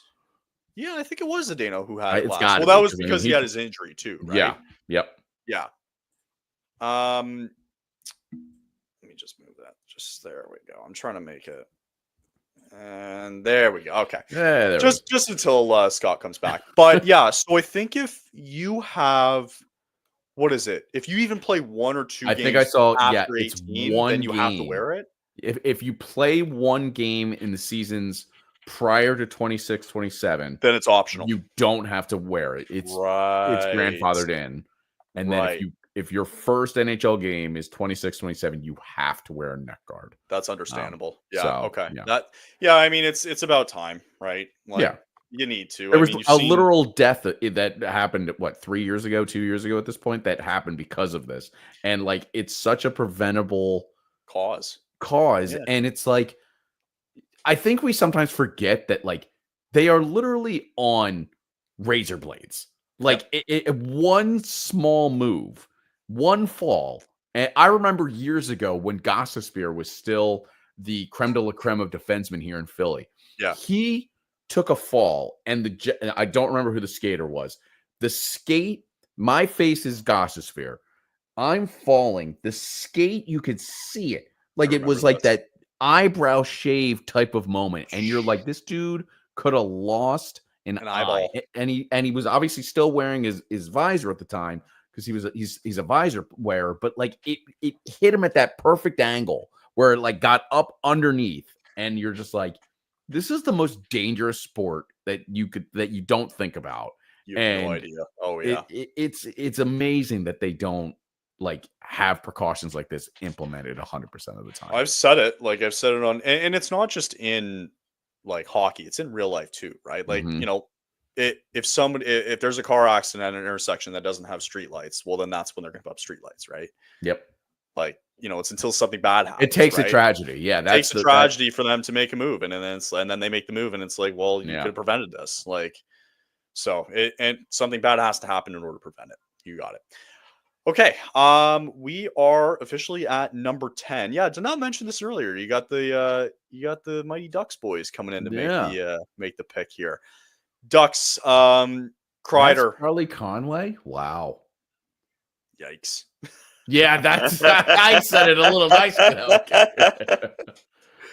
Where do they go here? Ducks here, number 10. They get Kreider. They have Trouba in the back end now from a dump to the cap. You lose Zegras. Yeah. You lost Sabres. Do they just immediately go look for a center to fill that gap? Victor Eklund to play alongside Leo Carlson. Yeah, that would be my guess. I agree that I like these orange jerseys, but give me when they were owned by Disney. Hot take. I don't like them. I don't like the orange. I don't know. Yeah, I'm not a fan. I think they're pretty bad. I don't like them at all. Joshua Jackson and Margaret Moreau. Quack, quack, quack. I would assume they go Eklund here. I think they go Eklund too. I think, again, he's the BPA, best player available. I'm intrigued by what Pittsburgh does next coming up because they're going to have they took Roger McQueen out of Brandon. Okay, that was another one. Yeah, that's another one I didn't think of. Wow. Okay, McQueen. But another center. So they have their replacement theoretically for Zegras. Again, look at this guy. 6'6", 198 pounds, centerman. Ooh. You want to talk about a Barkov type? I'm kind of thinking this McQueen guy might be it, man. Oh my goodness, he's huge. I feel like we're having a reset of the league. Like we're looking for size. Like we had like 10 or 12 years of like we just want speed. That's all we want. Speed. And now we just want tree trunks. And that's to combat with trying to take down the guys who have that speed. You want to get in their way, hence the tree trunk, right? Like I think that's what you're starting to see. That's why McQueen, like that scares the crap out of me. As a team that had a top 6 pick, McQueen had a spinal fracture this year and missed 51 games. That scares the crap out of me. That immediately, he probably should be higher pick, but he should. Oh my God, that's scary. But that's the thing. That's what I understand. If that's what scares you as an NHL team, right? A guy's injury history, and for Roger here, it's only been one. Real bad spinal injury. So he missed 51 games. Okay, fair. Who's not to say, though, that these other teams are going to have the same effect with some of these guys if they get injured? Like, that's the cause that can happen. It's going to happen 100%. At some point. These guys are going to get injured. Like, you can't worry about that. Yes and no. I think it's a matter of... Unless it's a matter of consistency. One, consistency, and two, it's just like, it happened here at the lower level of competition. Right. How do we know it's not going to repeat itself? I think you're right. They know at some point. I mean, we just heard players were playing on torn abductors, like ruptured abductors, like insane injuries to get to the Stanley Cup. But then, like, because it's unknown, they're fine with it. And it's right. I know what I know. I don't want to touch a guy that has already had a spinal injury for his minor league days, or his junior league days. Like that scares you. And I guess it's so you hope that maybe that doesn't, and maybe it's one of those things where it's like, all right, you kind of got to ease your way into it now with him, right? Like he's more than likely going to go back to the WHL there in Brandon. That's just my guess. He's going to go back and probably play a bit more. But yeah, you don't want to rush these type of picks. Anywhere from I would assume from the top 5 here, like starting at Brady Martin down, a lot of these guys are probably going to go back to the juniors / college, right? Yes. And maybe the top 4 get a good look at training camp, and you're going to see what they do, and you're going to see what they look like. Yep. So far, just for context here, Victor Eklund is now the best prospect available left. So the top 9 guys are gone completely. Mertka really being a little bit of a reach for Buffalo, being number 11 on a projected list. But Victor Eklund is now at the top. Next, you'll have Kayshawn Atchison, Jackson Smith, and Carter Bear, centerman from Everett, who are next. So this is where we're going to start to see a little bit of teams here possibly starting to reach a little bit, or they're probably, like you said it earlier, Bill, maybe it's just a lot of these teams are going to look at this and go, we're just going to take the best available player. Yeah. I feel like that's the direction we're going to go in. Again, no trades. Still nothing in terms of everyone's just making the picks as they fall. And as you said, is that an indictment on this year's draft class that wasn't seen as particularly hot compared to years past? Or is it just like the scouts for each respective team is just kind of comfortable with their scouting reports on these guys, thinks they can make an impact, and is just holding on for whatever they can get for next year. Well, don't forget too. I mean, class. You did have the one massive trade today with the Islanders, right? Like, that can't be taken out of it, right? So you had the one massive trade there, but in terms of it happening live tonight, yeah, I mean, you wonder. I think because I think that does play a factor for some of these guys who particularly are not. It's not the best draft class in the world. Yeah, but I wouldn't be surprised if you start seeing it where I'll just use Calgary just as an example here, right? I look at Carter Bear. The Flames, I'm telling you right now, they're picking a centerman. Whoever's the best centerman available, they're going to take, right? If they see a guy like Carter Bear still available, I would argue in the next 4 picks or so, they might try, because they have the 32nd overall pick. That would be something where, okay, we have to absolutely go get this guy now because we can't afford to wait anymore. It's possible they could leapfrog and say, hey, take a 32nd pick and maybe our third, and we really, really want this guy at 15 or 14. So that's the only scenario I see now. Like, Pittsburgh's going to make back-to-back picks coming up. Yep. And I think it's going to be, but for the most part, my assumption here for the next 7 to 8 picks here are going to be very even Steven. Yeah, it's not going to be crazy. I agree. And it's just funny. They just flashed on the board. I don't know if you saw it on your broadcast. Yeah. They said notable picks for Pittsburgh's Penguins. I almost said Steelers. Yeah. Pittsburgh Penguins. Sidney Crosby, Evgeny Malkin, and I forget who the third was. And it's like, Letang. Oh, it must have been Letang. I was like, oh, really? Those are notable shit. picks. No shit. Yeah. Thanks, Gary. Appreciate that. No shit, Sherlock. Yeah. The only missing player was Fleury. Like that. Like, what are we? I don't even know if he was a first round pick. I can't remember. Well, and now they haven't really had a notable pick, right? Oh, Nashville. They're showing fan reactions here. Nashville fans aren't really happy with Brady Martin at number 5. I don't think they should be. I think there was a lot of better options that are now playing for the Philadelphia Flyers and Boston Bruins, respectively. So I don't blame them if they're upset with that. I would have thought for Nashville they probably would have gone after a Porter Martone, to be honest. Yeah, a lot of what's it called? A lot of draft mock drafts that I was reading had him going there, and then Hagens coming to the Flyers, thankfully. But yeah, I don't know. I don't know. Martin, I kind of saw he skyrocketed up the rankings pretty recently. Yeah. So Pittsburgh, two selections coming up here. This is where I would assume Eklund, like you take the best available player in the next 2 picks here. I would assume Eklund goes here. I would assume they go like Victor Eklund he's a left winger. And then you got the best D-man there, like Kayshawn Atchison. I think that's a pretty good world to live in if you're Pittsburgh right now. Wow. Only 1, 2, 3, 4, 5. I think that was six players that have been 6'5" or bigger. Right. That were centers have been taken in the draft since Really? 1967. Wow. I still can't get over, like, you just look at the last 2 picks here, like 2 guys 6'6". It's crazy. These kids that are 18 are friggin' massive. Yeah, what are they being fed that we were not fed as kids? My God. Well, that's what I mean, right? Like the growth spurt happened to them at like what, 10? Yeah, exactly.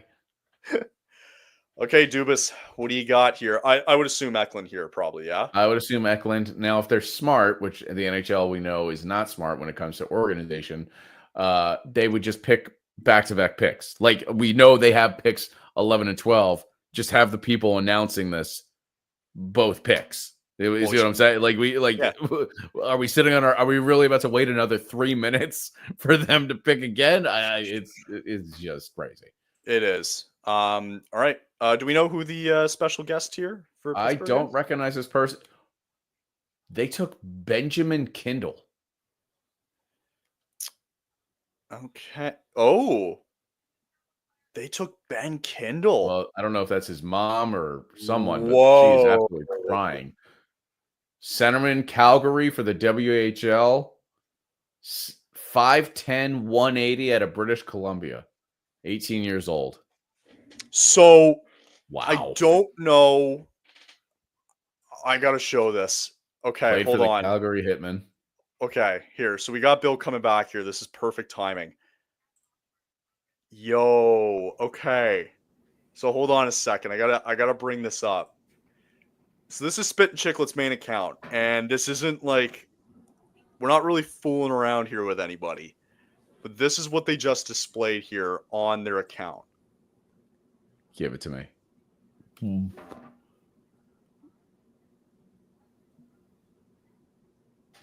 Yeah. Whoa. So come across the state. I don't know. That's How credible you want that to be?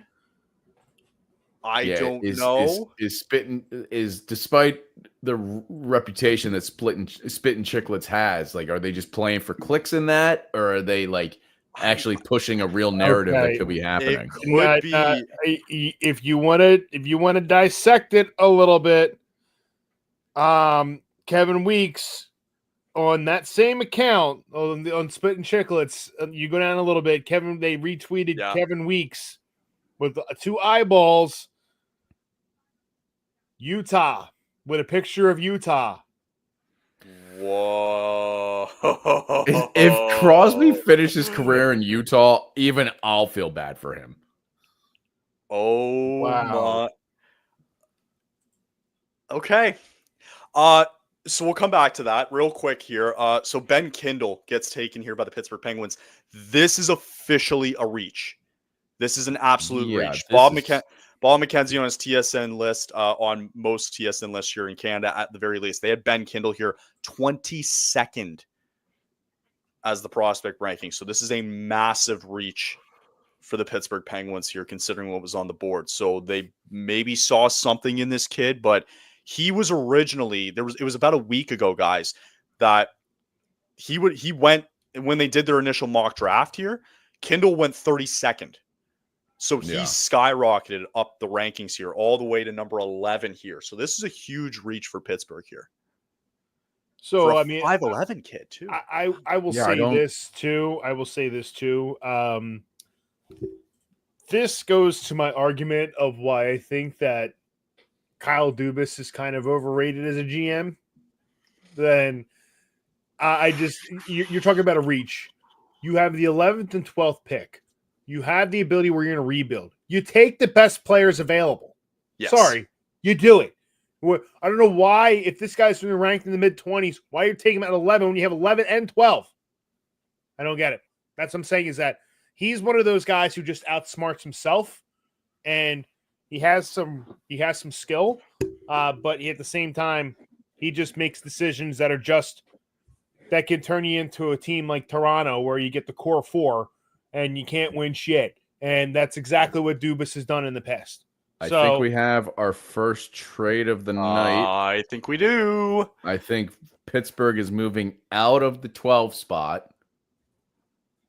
According to Elliot Freeman, no details yet, but it sounds like we're getting our first trade.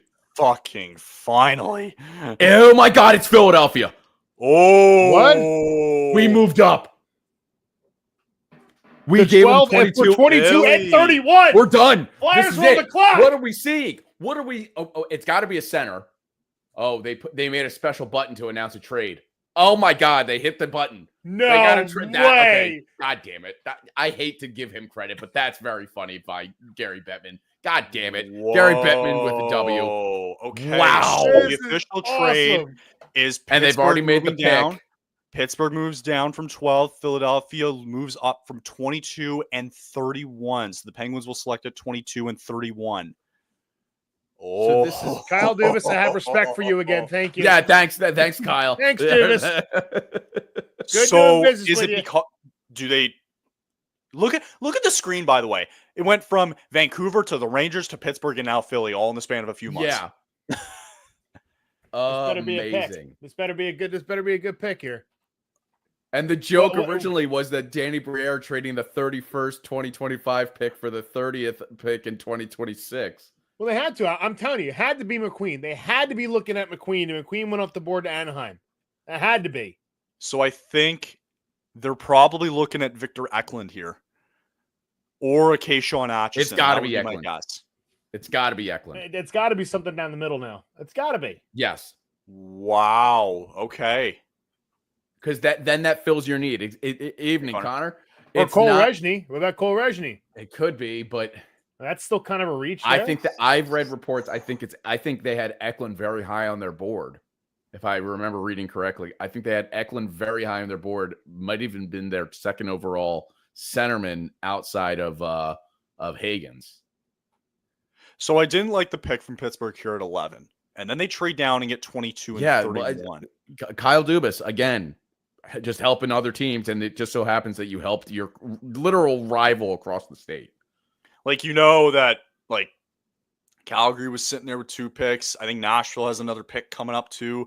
The Islanders have those 2 picks. Like, why Philly? If you're Pittsburgh, And why like Philly? try and get some more out of it. Like 22nd and 31. The Flyers have so many more picks in this draft, and especially in the second round too. well, then again, Right. Eklund is labeled a right winger according to ESPN. So like, what Left am I? winger, according to this. So what am I missing here? There's no. Can't be Brandon Coots. I don't think you trade up for him. No, Coots is around the 18 to 20 mark ish. So what am I missing? Top here? prospects left here are Victor Eklund, Jackson Smith, defenseman out of the WHL, Kayshawn Atchison, defenseman out of the OHL, Carter Bear out of the WHL, So if centerman.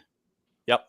You know, if they make a move for another winger in Eklund, we're completely misreading on how this franchise reads how they read centermen. Right? Like they Yeah, can't- I mean, think if they have Jet Luchenko, which I believe has earned a spot this season. player. Very good player. He should Yeah. be Very good a player. player. Well, I But watched other him than playing that- well. Great player. he's definitely got potential. But other Like than if it's that, they're not still thin there. Eklund, if it's not Eklund, we're talking reach. And what was the point of trading? Wow. Because it's not this guy that they have. Megan's best available on ESPN has Jackson Smith as the 2, and he's a defenseman. Right. There's absolutely no way this is anyone but Eklund. If it's not Eklund, I'm completely lost. I'm not looking on Twitter. I don't want to ruin it. Gary Bettman, is this going to be Barkley again? We getting Barkley again? Oh, can you imagine? Oh my God. Hey, Charles, we need you. Barkley's like, we Yeah, need you back. We need you back, man. Try to pronounce this. We were supposed to have you in about an hour at 22, but now you're going Shit, now. we need you right it's now. Brandon Graham. Oh no way. Brandon Graham. Brandon, we need you now. Okay. Philly on the He's clock. speaking.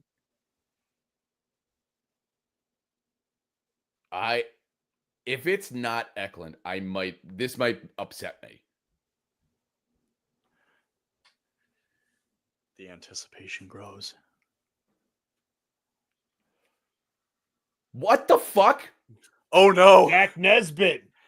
Oh no. They took a centerman, but Oh no. 6'5", 186. okay. Oh my I god! told you Roger was queen. And damn it, Pat Verbeek went in there and got him. That's why they made the move. I'm telling you, that size thing is massive. They couldn't get McQueen because Verbeek got him. Jack Nesbitt, 6'5". So So that's another 6'5" or taller centerman that has been taken in the 2025 draft. One of 7 players since the expansion in 67. You missed. I don't think you were here, Scott. They showed on the screen most ever since when they took McQueen. I was putting my kids to bed, and I glanced at it when I was putting them. Stop being a father. I don't want to. Stop being a responsible father. Wow. I can't be taking notes from you on how to be a good father. Here's my problem: is at least on my Canadian boards here. Yeah, they had Nesbitt all the way down at 21. So what? So they could have, if they were. You probably could have got him at 22. It's at 29 on this board here that I'm looking at. Yeah. That's that's also, I would argue, a reach. You know what? However, you're right with the size. You are right. Absolutely. I just wonder if you look at it this way, though, they probably weren't taking a risk of losing another big center at 22 or 31 and just said, you know what? Package both of them up now. We'll do it. Maybe. Because I'm telling you, they're looking at Roger McQueen. If you're pointing to that and that size factor's a thing, and they're looking for size up the middle, then Roger McQueen was the guy they're looking for. You're not going to convince me any different. Damn you, Pat for Beak. Well, I said when they picked at 6 that the consensus has been on Flyers Twitter that this was a great pick. Now we're back to reality and normalcy. What the fuck is Danny Briere doing? What are the Flyers doing? Why would they trade this pick for a guy like this? That's fun. What are they even talking about? They don't even know who he is. They don't know, but it's funny because everyone freaks out about it. So I just wonder, though, like, is that something you could have been patient with and you still could have got him at 22? Yes. You might have even been able to move up to 18 or 19 if you could. I would have argued that there probably would, like, the only other team in my mind that really needed a centerman was Calgary, right? And maybe the Islanders do the same thing. So now that Pittsburgh did this, don't be surprised if the Islanders trade down too. Yeah. The first. Wow. I think you know what? I don't think this is a reach at 12. And this is why. I think this was the Flyers accruing the assets and saying, this is why we made those deals. So in a situation where we want to go up and get the players that we want, we can go get them. And because McQueen wasn't available, then that could be the case. Smiley, we got to do this. If we have it, we can do it. We're making the move. We can get the guy we want, and we're done for the night. I just put in the chat. Oh yeah, I got it. Okay, Kyle in the private chat. Okay, this meme made me laugh very hard. If you're a fan of Star Wars, I'm sorry, Toy Story. I can't. This is that was my movie growing up as a kid. That's still my favorite movie of all time. I am Mrs. Nesbitt. I didn't even think about that till now. That's so funny. I love that. That's honestly so smart. So apparently awesome. Danny Briere during that interview said, "You were our guy all along." Okay. So, which is interesting to say the least. I think, like, the more I think about it, like, if you are a team looking for size in particular at the center spot, then yeah, I think you go get them, right? And you have the assets to do it, and you've made 2 selections in the first round. You had 3, but that's where you can afford to move up and give them credit, like, for doing that, for being bold and to go do it. 64 points in 65 games. Does he play a physical game? I mean, with his size, it looks like he should be. So playoffs, Windsor got bounced pretty early in the playoffs, so wasn't fantastic on a Windsor team. Or sorry, I shouldn't say that. They went 7 games with Kitchener in the Western semis. But he was a guy that also they had a 3-0 series lead and they blew it to Kitchener, unfortunately.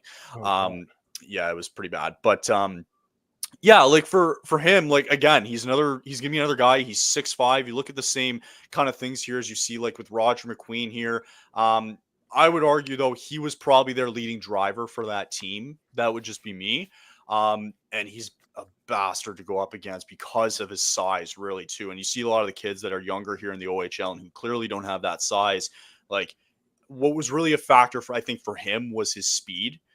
And he was able to kind of set plays up very quickly. He was really good on the rush as well, too. So his speed and size, I think, are probably one of the bigger reasons why he went early now. Yeah, key. And that's how they want to play, is on the rush. Well, that's how the Flyers want to play. They want to get back to that because they have a lot of guys who play very well on the rush. Like Tippett, Konechny, Forrester plays well on the rush.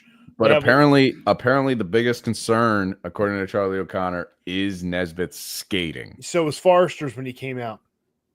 Okay. So we had that spin. So we had that spin. I remember. Yeah, I guess it was. I don't remember that. Yeah. We talked about it with Cricini. We had the Spit and Chicklets thing come up, right? Where I showed you the George Larocque thing. I'm hearing there's a very good chance that Crosby will play elsewhere. Nathan McKinnon commented. Oh boy. And he goes, fake news. Nice. That's awesome. We're at a point too with like Sidney Crosby definitely has that like Derek Jeter feel. Like it'd be weird to see Derek Jeter in a uniform other than the Yankees. It'd be weird to see Sidney Crosby in a uniform other than Pittsburgh. Yeah. Despite how we think about him here in Philly, like that would be very, very weird for the roster. Correct. Or for the league. Our guy too. It's the guy from Full House that's making the pick. I think that's the guy from Full House. Really quick on your selection here with Nesbitt too. Our guy Mike Farewell, he's the host of the OHL podcast here on THPN. Yeah. He said about Jack Nesbitt here, just reading on Twitter, that was a player that just got better and better and better as the year went on. So that's insightful to know, and it's great for his draft year that was a guy who needed to step up, and those are the rewards that he's reaping. Okay. So it could be just a diamond in the rough type of situation then that they're banking on. Now, I think this feels like a Victor Eklund pick. This just feels like it. I'd be shocked if he slid past this. As we see Yzerman probably would take best player available here. It would make perfect sense. And it's got to be Eklund. Why wouldn't you? That's a great fit for John Gibson, by the way. Oh my God, huge. In Detroit, that'd probably be the fit for John Gibson. We were talking about him earlier. Not to bring him back up, but they need the goaltending, right? Yeah, Cam Talbot's cooked. They just can't find anybody. That's been a revolving door, and that team not going to make the playoffs unless they button that up. Of course not. Carter Bear, left wing out of Everett, is taken to 13. That's okay. To Detroit. Carter Bear. Okay. I was kind of hoping he would slide a little bit, but that's okay. Still got some guys on the board here that I got my eyes on two players coming up here for the Flames. So I'm still holding out hope here.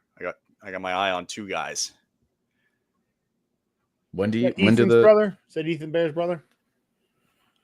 Any related to Ethan Bear? Maybe, possibly, I think. Mm-hmm. Let's see if ESPN shows it. I don't think so. I think last name Bear in the West is fairly popular. That's just me. Okay. Sixth player in Everett Silvertips history with a 40-goal season. Yeah, I don't think he's related. I don't think he is. Carter Bear, good for him. It's a good selection for Detroit. I gotta tip my hat. It's a good pick. It's a really good pick for Detroit. Now I don't know. Like, was Eklund expected to drop this far down? No. I feel like this is a little bit of a surprise. He was a top 10 pick. Yeah. Injury concerns, maybe? Attitude. I don't know, man. Attitude. But I feel like there's never an attitude problem in the NHL anymore. Unless your name is Milan Lucic or Evander Kane. Yeah, that's true. There you go, right? So Carter Bear, who plays center and can shift to the left wing as well, too. So he's a versatile forward who can play both center and left here. 6 foot, 179 pounds here. very good when he was 16 years old, just before he started playing in the WHL. He had a great year, actually, for Everett overall. I just wanted to bring up his stats here real quick, just from what I remembered. He had 40 goals, 42 assists, and 82 points in 77 games. He had a fantastic year for Everett. So, they're getting a smaller guy in stature, but, he's really good on the left side here. And you're looking at more of a playmaker type guy here. I'm sorry. Yeah. Gritty just replied. What did he say? No relation to Mrs. Nedbit. I checked with an image of Buzz Lightyear dressed at the tea party in That's awesome. Gritty's shine has worn off on us as the Orange and Backcheck podcast. Kevin Weeks just posted a photo of the New York Islanders logo, guys. Oh boy. Islanders are going to do something. They're not keeping both of those picks. They won't. No, they got to. They won't. They'll select one, but I don't think they're going to pull a Pittsburgh and probably, trade their second pick. Yeah. Weeksy with an Islanders photo, so we're going to see he's probably going to get moved. Or the pick is going to get moved, excuse me. Let me ask you, Detroit. Mm-hmm. Man, that team's been like so close yet so far, Kyle. Sure. Do you think that Steve Yzerman's on the hot seat there, or because he's Red Wing royalty that he's still got rope there? I think you guys made the point earlier that there's definitely a shift in the Eastern Conference. I think at some point you need to be involved in that shift, right? Like you're seeing the Boston, like especially in your own division with Boston slowly coming down. Mm-hmm. I think Tampa's time is coming eventually, right? Yep. The worrisome that Montreal and Ottawa are getting better now. Like, Ottawa and Montreal, frankly, have leapfrogged Detroit in the restaging process.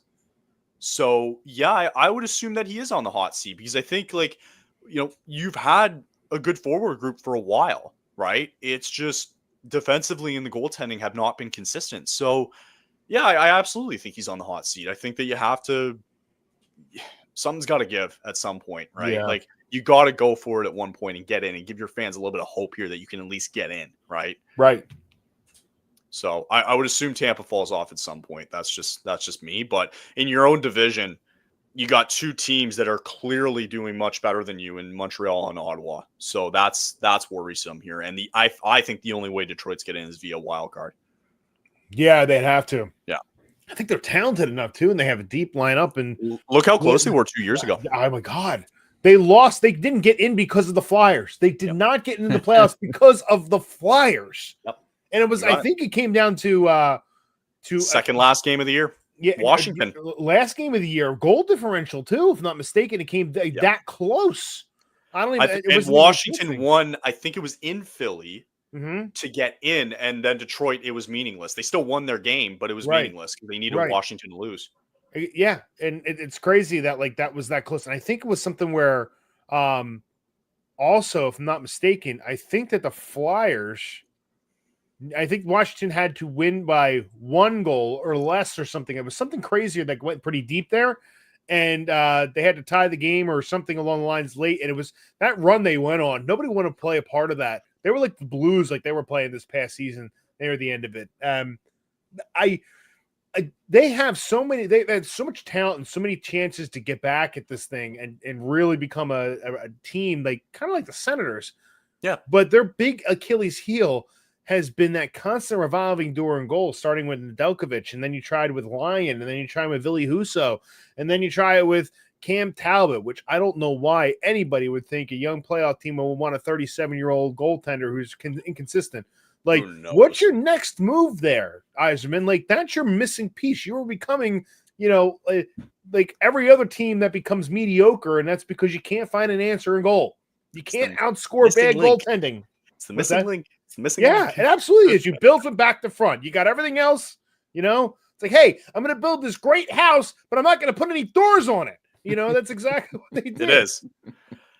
So we got Columbus coming up here. It would be, at this point, any team who gets Eklund would be a steal. Yes. Yeah. And that's probably what the Islanders are going to do. Correct. Two guys to mention too as well. Jackson Smith, who was, for me, I got here 12th. Keyshawn Atchison 13th as well too. The forward group is just starting to take notice here with Jack Nesbitt and Carter Bear being selected back to back here. So not a lot of defensive prospects coming up outside of Smith and Atchison. You also have Logan Hensler, who played for the University of Wisconsin. He's up here as well. And then it really drops off for the D-core before the forwards group really starts to come into play here. Yeah, I'm surprised you've had so many forwards right now. Not only 2 defensemen this far. It's usually like teams build defense, and everybody's looking at that center position. Oh boy, am I missing something? Should I know who this woman is? I think that's Meredith Gaudreau, dude. Yes, you should know who that is. Hello. Sorry. Not away, Bill. Yeah. I can't say, like, I obviously understand why the Gaudreaus are now speaking. It's Meredith Gaudreau. Gaudreau. To shine some light here as well. Like, had that bad boy up most of the year, right? I think that's something like that we kind of forget about too. Like, that was a major thing that happened. I think this was the biggest thing that happened this year. I mean, I think it carried Columbus in for a decent amount of the draft of the season until they unfortunately just kind of slipped off. But I'm so glad she's making the pick here, though. Yeah, good for her. Kyle, I live in walking distance from that arena, from Johnny's arena. That's awesome. That's where I grew up, and awful.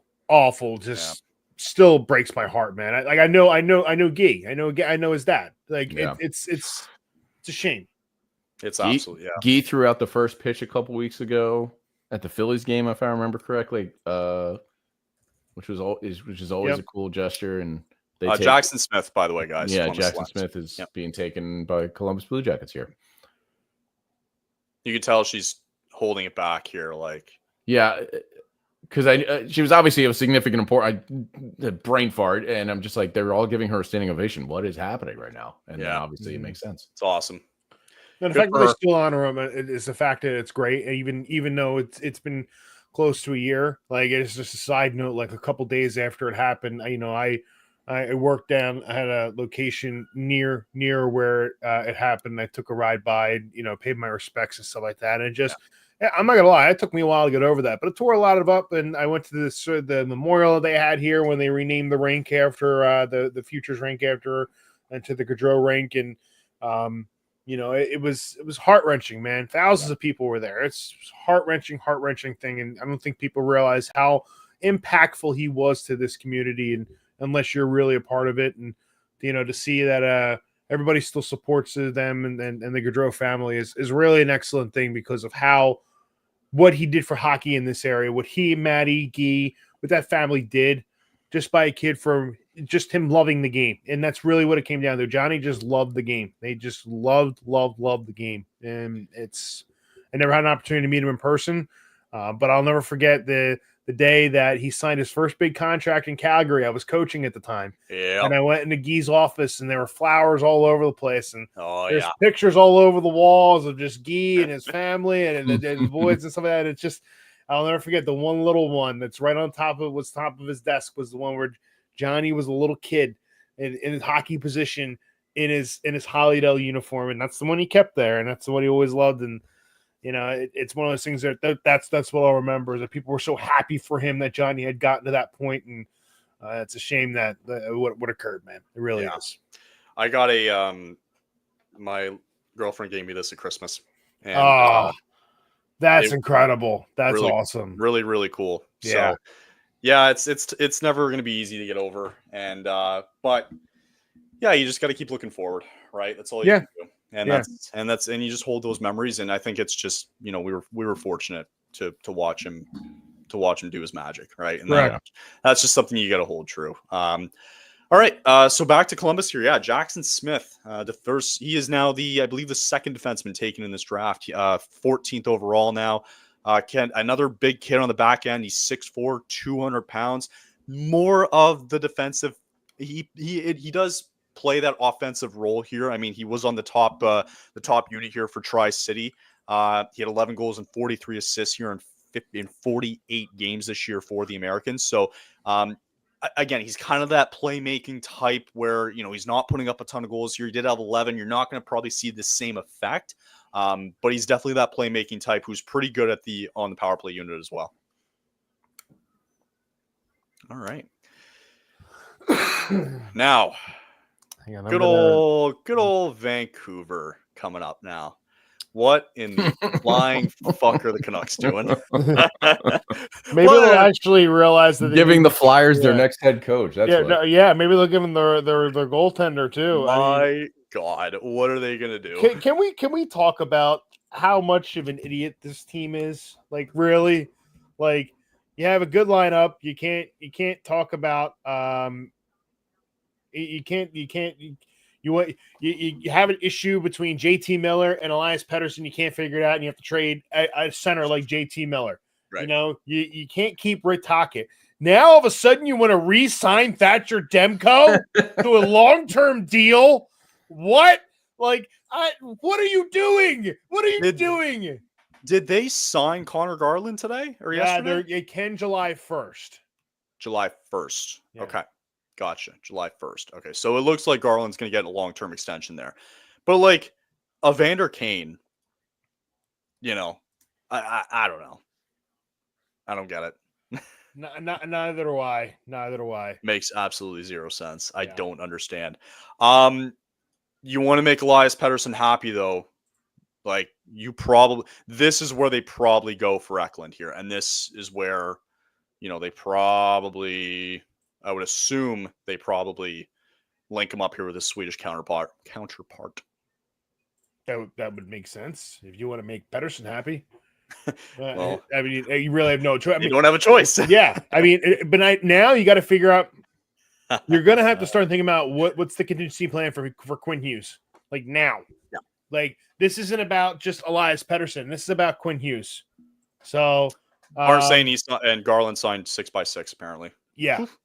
And I think it becomes official July 1st. So that they know he was not happy there, and then all of a sudden became happy there, and everybody's gonna be, has sunshine and rainbows and everything along those lines. Great. But that's the question: is that where does Vancouver go from here? Another team on the outside looking in, and a team that tried to push down the stretch, but they have some questions too about where are they gonna go. I mean, you mentioned it. You said it earlier. It's a brutal Western Conference now to go through. Yeah. You inked Kevin Lankin into a long-term deal. Now you want to go and sign Thatcher Demko to another long-term deal. I understand Thatcher Demko is elite, but do you realize his trade value will never be higher? Like, it will never be higher. If I'm Patrick Alvane, I'm out there trying to get the best package I can for him right now. And for every pick that goes on here, that package is getting worse because he's an unrestricted free agent next year. I just can't believe too, like, they were first in the division last year. Yeah. They were one game away from beating Edmonton in second round in game 7. And with Artur Silvos, who actually played a really solid, and he won the Calder Cup. And he won MVP, if I'm not mistaken, correct? I could be wrong, but I believe so. Yeah. Yeah. So he's obviously ready. Connor ready to watch ugly hockey on the top. Oh no. Here we go. We go. The old dump and chase, right? The old dump and chase. That's what scares me, man. It's a old school hockey in a new league. God, that scares the crap out of me. Some notable 15th overall picks here: Cole Caulfield, Dylan Larkin, JT Miller, Erik Karlsson, Alexei Kovalev, Joe Sakic, Al McInnes, and Mike Bossy. Some notable 15 overall picks. Joe Sakic was 15th overall. 15th overall. Wow. How about that? Am I going to recognize this? How about it? Am I going to make an ass of myself and not recognize this person? No, Is it Ryan Reynolds? That would have been funny. It's Samuelson. Oh, okay, good. All right, here. Let's see if they decide to go with Mr. Eklund. Finally, somebody takes him. Falling 2, I think, is notable too. Keyshawn Atchison. Him falling, I think, is very, very notable. Yeah. All right. Who do we got in the pipeline here? They're announcing it, or Samuelson's announcing it. Probably. Eklund. That's my guess here. It's got to be Eklund. It is not. Ooh. Braden Coots. Coots. What? So something's got to be up with Eklund. I like that. He really has fallen big time, man. Why? This is what happens in drafts. You ever see draft day? You know, that quarterback, they keep falling and falling. You know, this is what happens. Guys fall. Teams are getting scared away for whatever reason. Don't you not want to? Two things, right? Like you mentioned taking the best available player. Clearly, it's still Eklund in my eyes. Yep. Don't you want to support Quinn Hughes a little bit too? You have Keyshawn Atchison sitting right there. Why do you really need a centerman? Now, if he doesn't go to the that. Islanders, then something like if the Islanders don't use one of these 2 picks on Eklund. See, that doesn't help me being Right. 2 picks away here because now I'm looking at, just from the Flames perspective here, I'm looking at Cole Reshny here as the other centerman coming up. Yeah.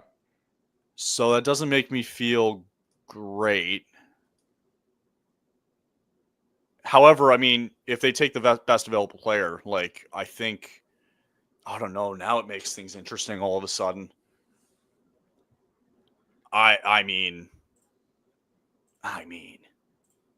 looking past Riley for just a moment, you've got to be partially happy. Yeah, I was pretty proud of that. Yeah, bring the Calder Cup back again. Yeah, it was good. Good, and they deserved it too for Abbotsford. Didn't watch much of the Calder Cup, but you know that's here nor there. Yeah, I'm head scratching this one here. I'm wondering if because he played with Frondell, if teams are thinking that he probably looked better because he played with Frondell. Maybe, possibly. He's 6 foot 186. Not necessarily lit it up. He had 26 goals and 37 assists in 63 total points. Sorry, I'm just reading there. Doesn't really get in the penalty box a lot. He's a guy that played 60 games. He played 60 games this year for the Thunderbirds out in the WHL. He's got the West Coast feel a little bit. That's nice to have. Maybe a project. I don't know. I'm just thinking, like, I'm not doubting him being a good player. I just think that there's other needs that they probably need to address. Yep. Right. So, hey, maybe I'm wrong. I might be wrong. That worries me, though, now, as a Flames fan, because if Cole Reshny gets taken here, the next best centerman really isn't until it goes down the list quite a bit. Yeah. They're all flying off the board pretty quickly. Yeah. That doesn't give me a whole lot of confidence. Ah, damn. Okay. Now, it's a good thing and a bad thing because we don't need... Because what is Eklund here? He's a left winger, I think, or something like that? Mm-hmm. He's a left winger. Eklund, yeah. So he's a left winger. Not the worst thing in the world, right? But if you don't, like, I think it's either you have, like, I'm just speaking out of my ass here for the Flames. Like, you have to take a centerman here coming up. If Cole Reshny's still there, you have to take him. Or you take Victor Eklund being the best available player left. If he's still there, I don't know. It makes things interesting now. Carbonneau is still up there. Sorry. Next best prospects that I have up here so far are Victor Eklund, Logan Hensler, again, out of the University of Wisconsin, Justin Carbonneau, and then it goes Cole Reshny here out of Victoria in the WHL. How about Will Horkoff? I saw that too. Yeah, he's Sean Horkoff's kid. Oh man, 6'4", 181. Yeah, he plays for the developmental team. That's right. Yeah, That's right. yeah. Love Sean Horkoff when he played. I don't love this. Oh, this is making me nervous now. Uh-oh. Now you know how we felt. Crap. Now I'm nervous. Yeah, you got to wonder, can they flip up or something? I mean, this should have been Calgary pick. I almost would. Because the Islanders are back to, I don't know, like, the Islanders can trade down. Like, that's I don't know. I wouldn't mind moving up 2 spots if they're able to go get him. I don't think they believe he was going to fall this far. I don't know. I'm nervous now. I don't know. I just can't believe Eklund's still there. I don't get it. Yeah, Mhm. but no one seems to be like. I see no like people reacting in that sense. Only at least on Twitter. I don't know. Right. It's a lot of people reacting for their teams, like Detroit fans really looking at Caden Atchison there. Yeah. Yeah, there's just, man, I'm getting a little nervous, boys. So I think what I'm going to do too as well, guys, probably around, I'm going to say pick 20, maybe I'll go to about pick 20 here. I think I'm going to sign off around pick 20. Okay. Yeah. If that's good with you guys. Actually, that kind of helps because Philly no longer has a pick. Yeah. Yeah, we don't have any more picks. No, yeah. Okay. So we'll do the We next. took Mrs. Nesbitt. Mrs. Nesbitt. Everybody's doing that now. My buddy sent me that too. The Mrs. Nesbitt. Do you see the hat? I and Mrs. Nesbitt.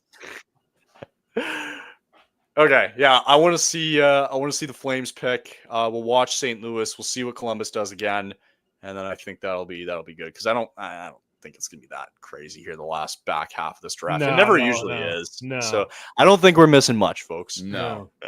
You know, I did send something in the chat though that you might want to share, a little picture there you want to take a look at. Oh, I did see this. I saw a similar one that was a nice. Which was this? You give us Mitchkov, we give you Demko and Puy-Suter. No, thank you. No, thank you. No. Sorry, Connor. No. We'll keep that. We'll give you if I'll tell you what. How about you have any interest in Bobby Brink? We'll give you a Brink for Demko straight up. We'll give you a Brink for Demko straight up. I think that is a fair trade. So controllable young right winger for an unrestricted free agent goaltender next season. So I guess Bettman's just announcing the trade now for Noah Dobson. And yeah, because I was about to mock the NHL because they had the updated trade for the Flyers in Pittsburgh at 12, which obviously happened about now 15 minutes ago. Right. But they still had Montreal picking these next two picks. Again, don't be surprised. Sorry, don't be surprised if the Islanders trade down here. Wouldn't surprise me here if he ends up trading down. I think one probably going to be Eklund, yeah. Yeah, you would think like that. But also too for the Islanders. Laundry's done, yeah. Laundry's done, yeah. It's right there. Yeah. I don't think many thought that they would end up getting Eklund this late too. Yes. You know. Mm-hmm. I think they probably want to take him and then go down. Oh, San Jose could probably climb back up here, maybe offer something. Yeah, that's no brothers there. That would probably be something to look out for here. Well, who else has? Oh yeah. Now, if Danny's already gone nuts once, Danny Briere, does he go nuts again and try and use another pick to get back into the first round? Maybe it's possible. Because they have so much draft capital over this year and next year. St. Louis has 2 picks coming up, by the way, here at 19 and 25. Yeah. Just seeing coming up here for the next little bit here. You got a couple teams with 2 picks still coming up. St. Louis with 2. You got Calgary with 2. Pittsburgh's going to make another selection coming up here. Nashville's got another selection coming up. Chicago's got another selection coming up. Nashville is 23 and 26 still to come. Wow. And then, yeah, you're right. San Jose is at 30. Man, like, for teams like for Nashville, it's like they got to be loving this too, right? Still having 2 more picks as well. That's massive. And it really just shows like what the mindset is for the teams that are in win now mode that know they're contending for a cup year in and year out. They're just like, we don't need these picks because we know we're not finding real talent at 30. Or they're stuffing it away to use as assets down the line. Yeah. Like, hey, we're ready to win. Let's flip it and let's we'll go. give you, yeah, exactly. But still, the biggest surprise of the night was Philly trading up. That's still the biggest surprise of the night. With Pittsburgh of all teams. Like again, I'm willing to guess that Nesbitt would still be around here. Yes, the 16-17 range. That was my That's what I was thinking too. Like, I'm shocked he went that high, and I'm like, crap. Well, there goes another centerman. Well, look at the bright side. Now you're done for the night. Now you have teams where you're like, okay, you traded up. Yeah, and true. Now you're you done. have another team say, hey, we're willing to trade down. You still have that second round pick. You use that second, maybe float back up into the first. Get something again. The Islanders are having E from Entourage call this pick. From Entourage. Yeah, man. Love okay, that so this is probably. I mean, I've said this third time in a row now. This has to be You've been Eklund. wrong. Gotta be Eklund. It's gotta be Eklund. So yeah, I wonder why. Like, is it just a positional fit now? I imagine. I'm wondering. Yeah, obviously not best player available. There he goes, Victor Eklund, he took him. taken by the New York Islanders with the 16th pick. All right. We can sign off. No, I'm kidding. Let's go. We're done. Yeah, we're done. Yeah. We're leaving. Okay, so one more pick to survive here, and we get our guy at 18. Because, man, they could really do a number here with the Islanders, right? They go Scheffler. Scheffler, my God. Scheffler. Matthew Schaefer. Maybe we call it after the Calgary pick. We're all yeah. I'm good with that. A little late. Yeah. Yeah, a little late here. Yeah. Okay, I'm good with that. That sounds good. We're all in our 30s or late 20s. We don't need to be here any longer than we need to I'm totally fine with that. be. Two of us are dads or about to be dads, and it's just like, what are we doing here?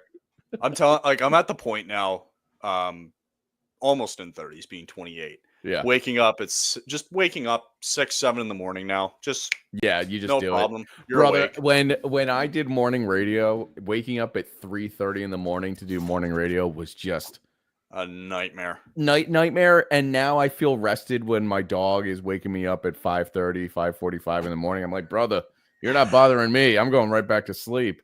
You're like, thank God. And like, I feel like I'm prepared for the newborn when the baby, obviously, and I haven't announced this to THPN listeners, but I'm having twin girls on the way in September. That's wild. I'm just like, okay, this is fine. Like, I'll figure it out. I don't know what sleep. It'll be great. What is that? You sleep when you can. When the kids sleep, you sleep. But here's the thing with twins: you're probably gonna have one that's gonna sleep and one that's crying when you get the other one to sleep. Trying to get them. That's the challenge number one. We're gonna get them on the same sleep schedule, hopefully. But who knows? Right. Yeah.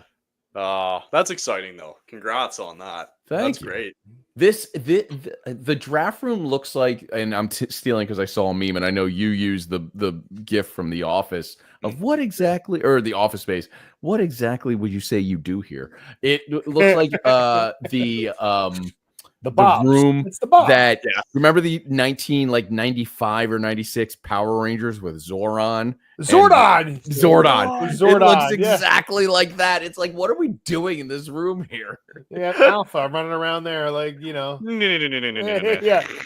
Oh, Rangers. That's awesome. Doc Oz's Ooze or whatever it was called. That's the movie. All right, you illiterate TV person. Okay, so first that's what I'm talking about. You have Rita. Have Rita. All right, she was season 1. Then you brought in Lord Zed. This is only from the guy that this has to come from the guy in the late 30s. Lord Zed, because Rita wasn't getting the job done, but the problem was that Lord Zed actually became too scary for kids, so they should put a magic formula, so they wound up loving each other, and then so they became kind of the goofy, scary, bad people, and then that became season 3, and that's when you had the White Ranger come in. You had the battle with the Green Ranger, but he lost his powers with his coin, and then why am I talking about this right now? Because we have time to kill. We are still waiting for the Islanders to make their and then we're done. Yeah. And then you get the White Ranger after that. You get the White Ranger because Tommy came back. He was the Green Ranger, lost his powers because the coin didn't have his powers, so he couldn't be the Green Ranger. And they bring the White Ranger back, but that means goodbye to the Pink Ranger. And then I stopped watching after that. When the Pink Ranger that's when left, you stopped. There was no reason to watch it anymore because that was every male, every boy my age. That was your first real crush, was the Pink Ranger. You cannot deny that whatsoever. And if you do, I have some questions for you. So that's fascinating. I actually agree with you. Dylan happy here with Braden Coots coming in. Good stuff. Well, at least someone's happy.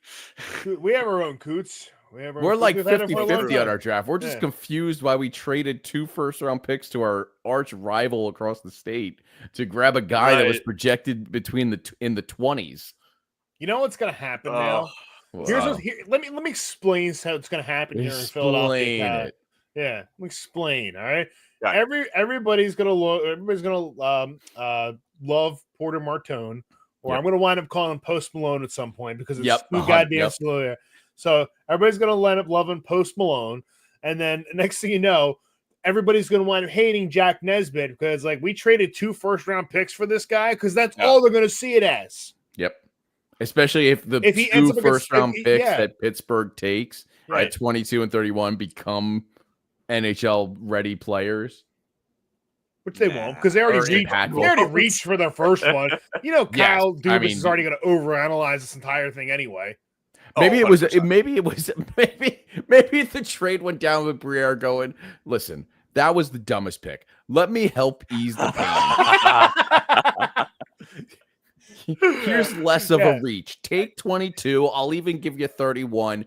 I'll take the heat off you. Yeah. Here you go. I feel like Danny Briere has that meme going on. It's like, get in there and make it about you. Yes, like, you get in there.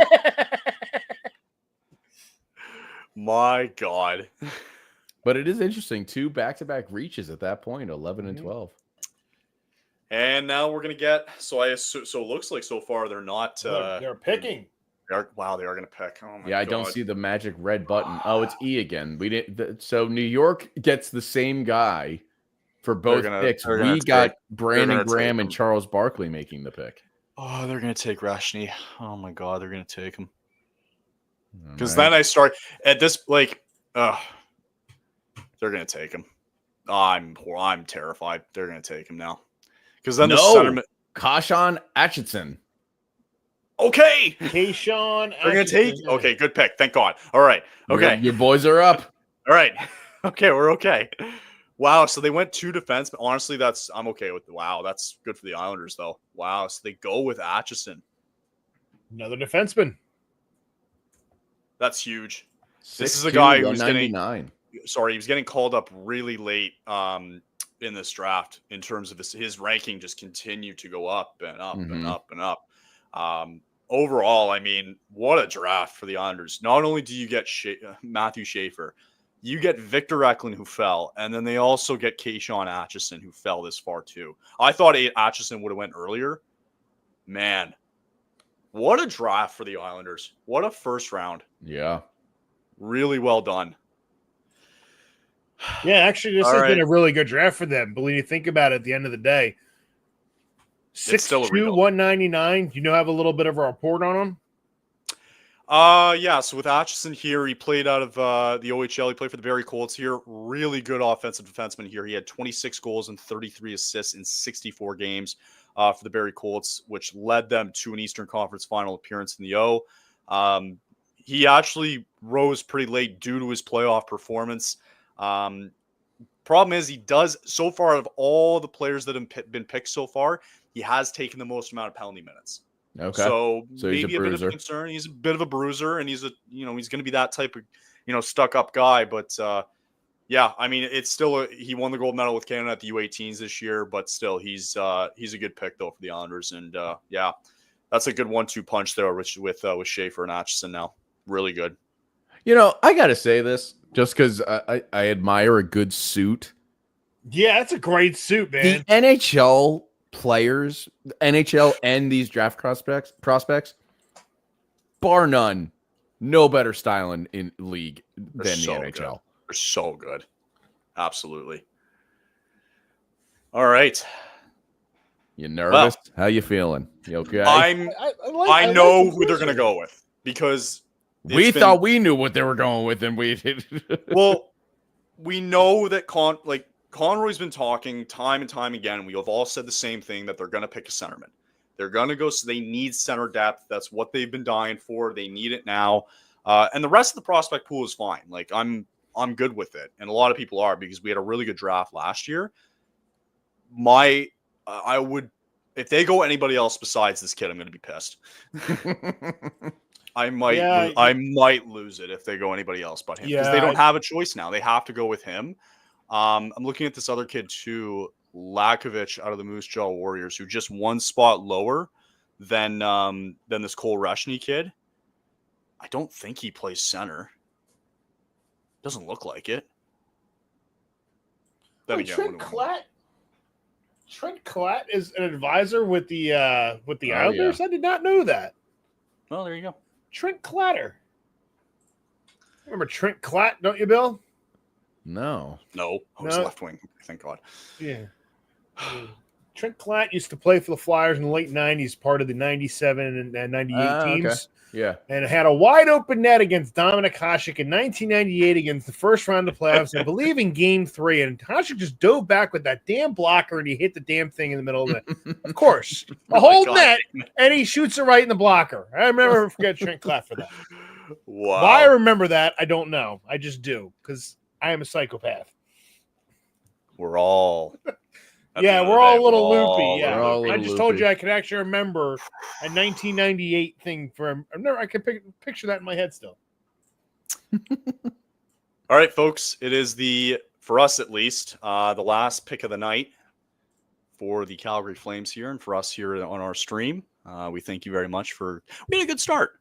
We had a really good start tonight, I gotta say. Oh, yeah. Yeah, we had a great start tonight. So now it's just getting to the point in the evening where it's like, yep, okay, we need this. Yep. Oh, you're trading down? Okay, yep, give me those picks. That's pretty much how the rest of the night's going to go. And then as soon as we sign off, we're going to see a whole bunch of massive trades. And then that's Yeah, what's Danny gonna Briere happen. gets back into the first Yeah, round. we're going to see John Gibson go to Columbus, which will make no sense whatsoever. But go Don Waddell. And you're like, huh? That's exactly what's going to happen. It happens every time. Yeah. Every It's single like, it's time. like the reporters talk about, like, I'm going on vacation, nothing better happen, and they go on vacation. Next thing you know, the world friggin' blows up, and they have the massive trades or shit that happens to every reporter around here. I've seen and it you get 1,000 emails, times. you got to fix this now. And I'm like, not Yep. looking at Yeah. the email. Sorry. Not happening. Oh, man. Of course, they cut the commercial right before Calgary's pick. That's Yeah. okay. We're building And they're suspense definitely here. milking this. These teams definitely have like 5 or 6 minutes actually. Of course they do. clock Of course this they in. have time. Yeah, As It's soon not as- 3. As soon as they know that Atchison was picked there, they're on the clock, Right. right. right? Like, no, you don't have 3 minutes. You got like 10. Yeah, So yeah. again, just looking at the board one last time.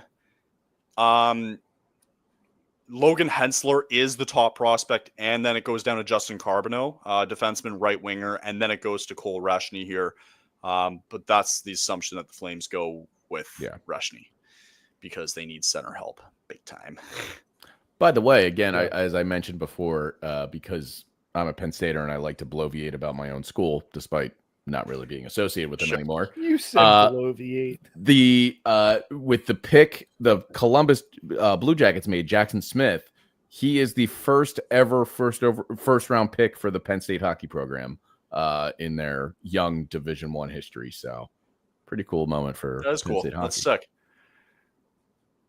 A lot of the guys from the CHL now is coming down. Like, Yes, everyone seems to. Lot. NCAA hockey is definitely getting a nice boost. they're getting a big boost, Of Huge talent. boost. But it's from guys who are getting drafted, right? So now it's like the CHL is And it's a becoming elite. weird rule, isn't it? Like if they are drafted before they enter the NCAA pool, they can play out all 4 years and then re-enter the draft. Something like that. Something like that. It's Yeah. very odd. It's weird. Maybe I haven't been paying attention to the commercials, which is very possible. But this is the first time I'm seeing a Florida Panthers champions memorabilia commercial that you can buy. Random baseball news here. We got a guy on the Reds here throwing a no-hitter so far through 8 innings. Oh, yes. I just got that alert on. Is this guy? He's en route to Disneyland. Why is Roger? Yeah, Roger. Okay, that's funny. Yeah.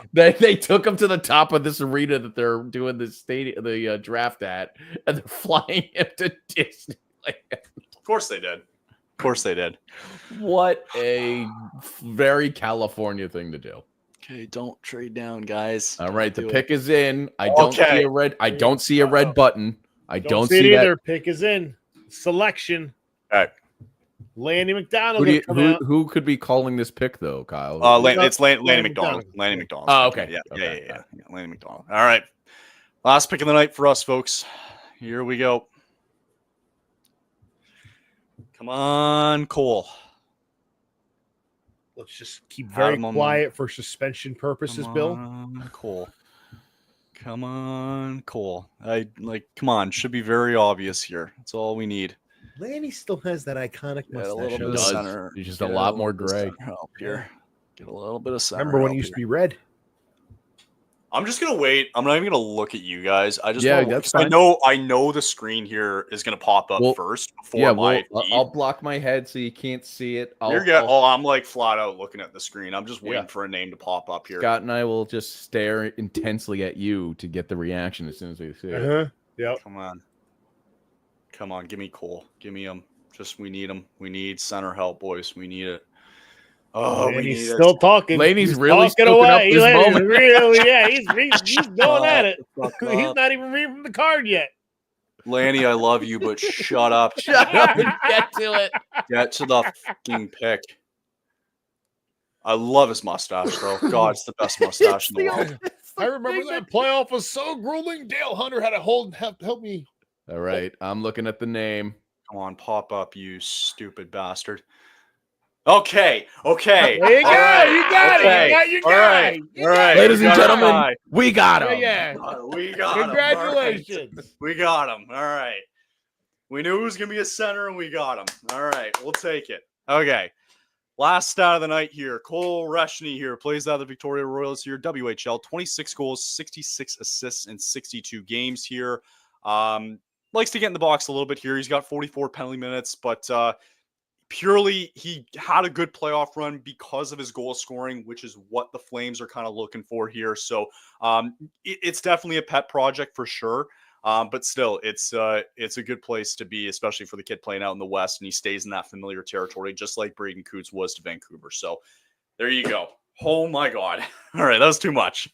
That's good. I was just worried about the Islanders because I'm like, okay, you got your defenseman, you got Victor Eklund, and I'm like, Right. fuck, they're gonna take this guy now. Yep. They compare him to Braden Point. I mean, That's a early good comparison. returns. The Islanders have had the best draft. I mean, Oh, by far. They- It's not even close. yeah. Not even close.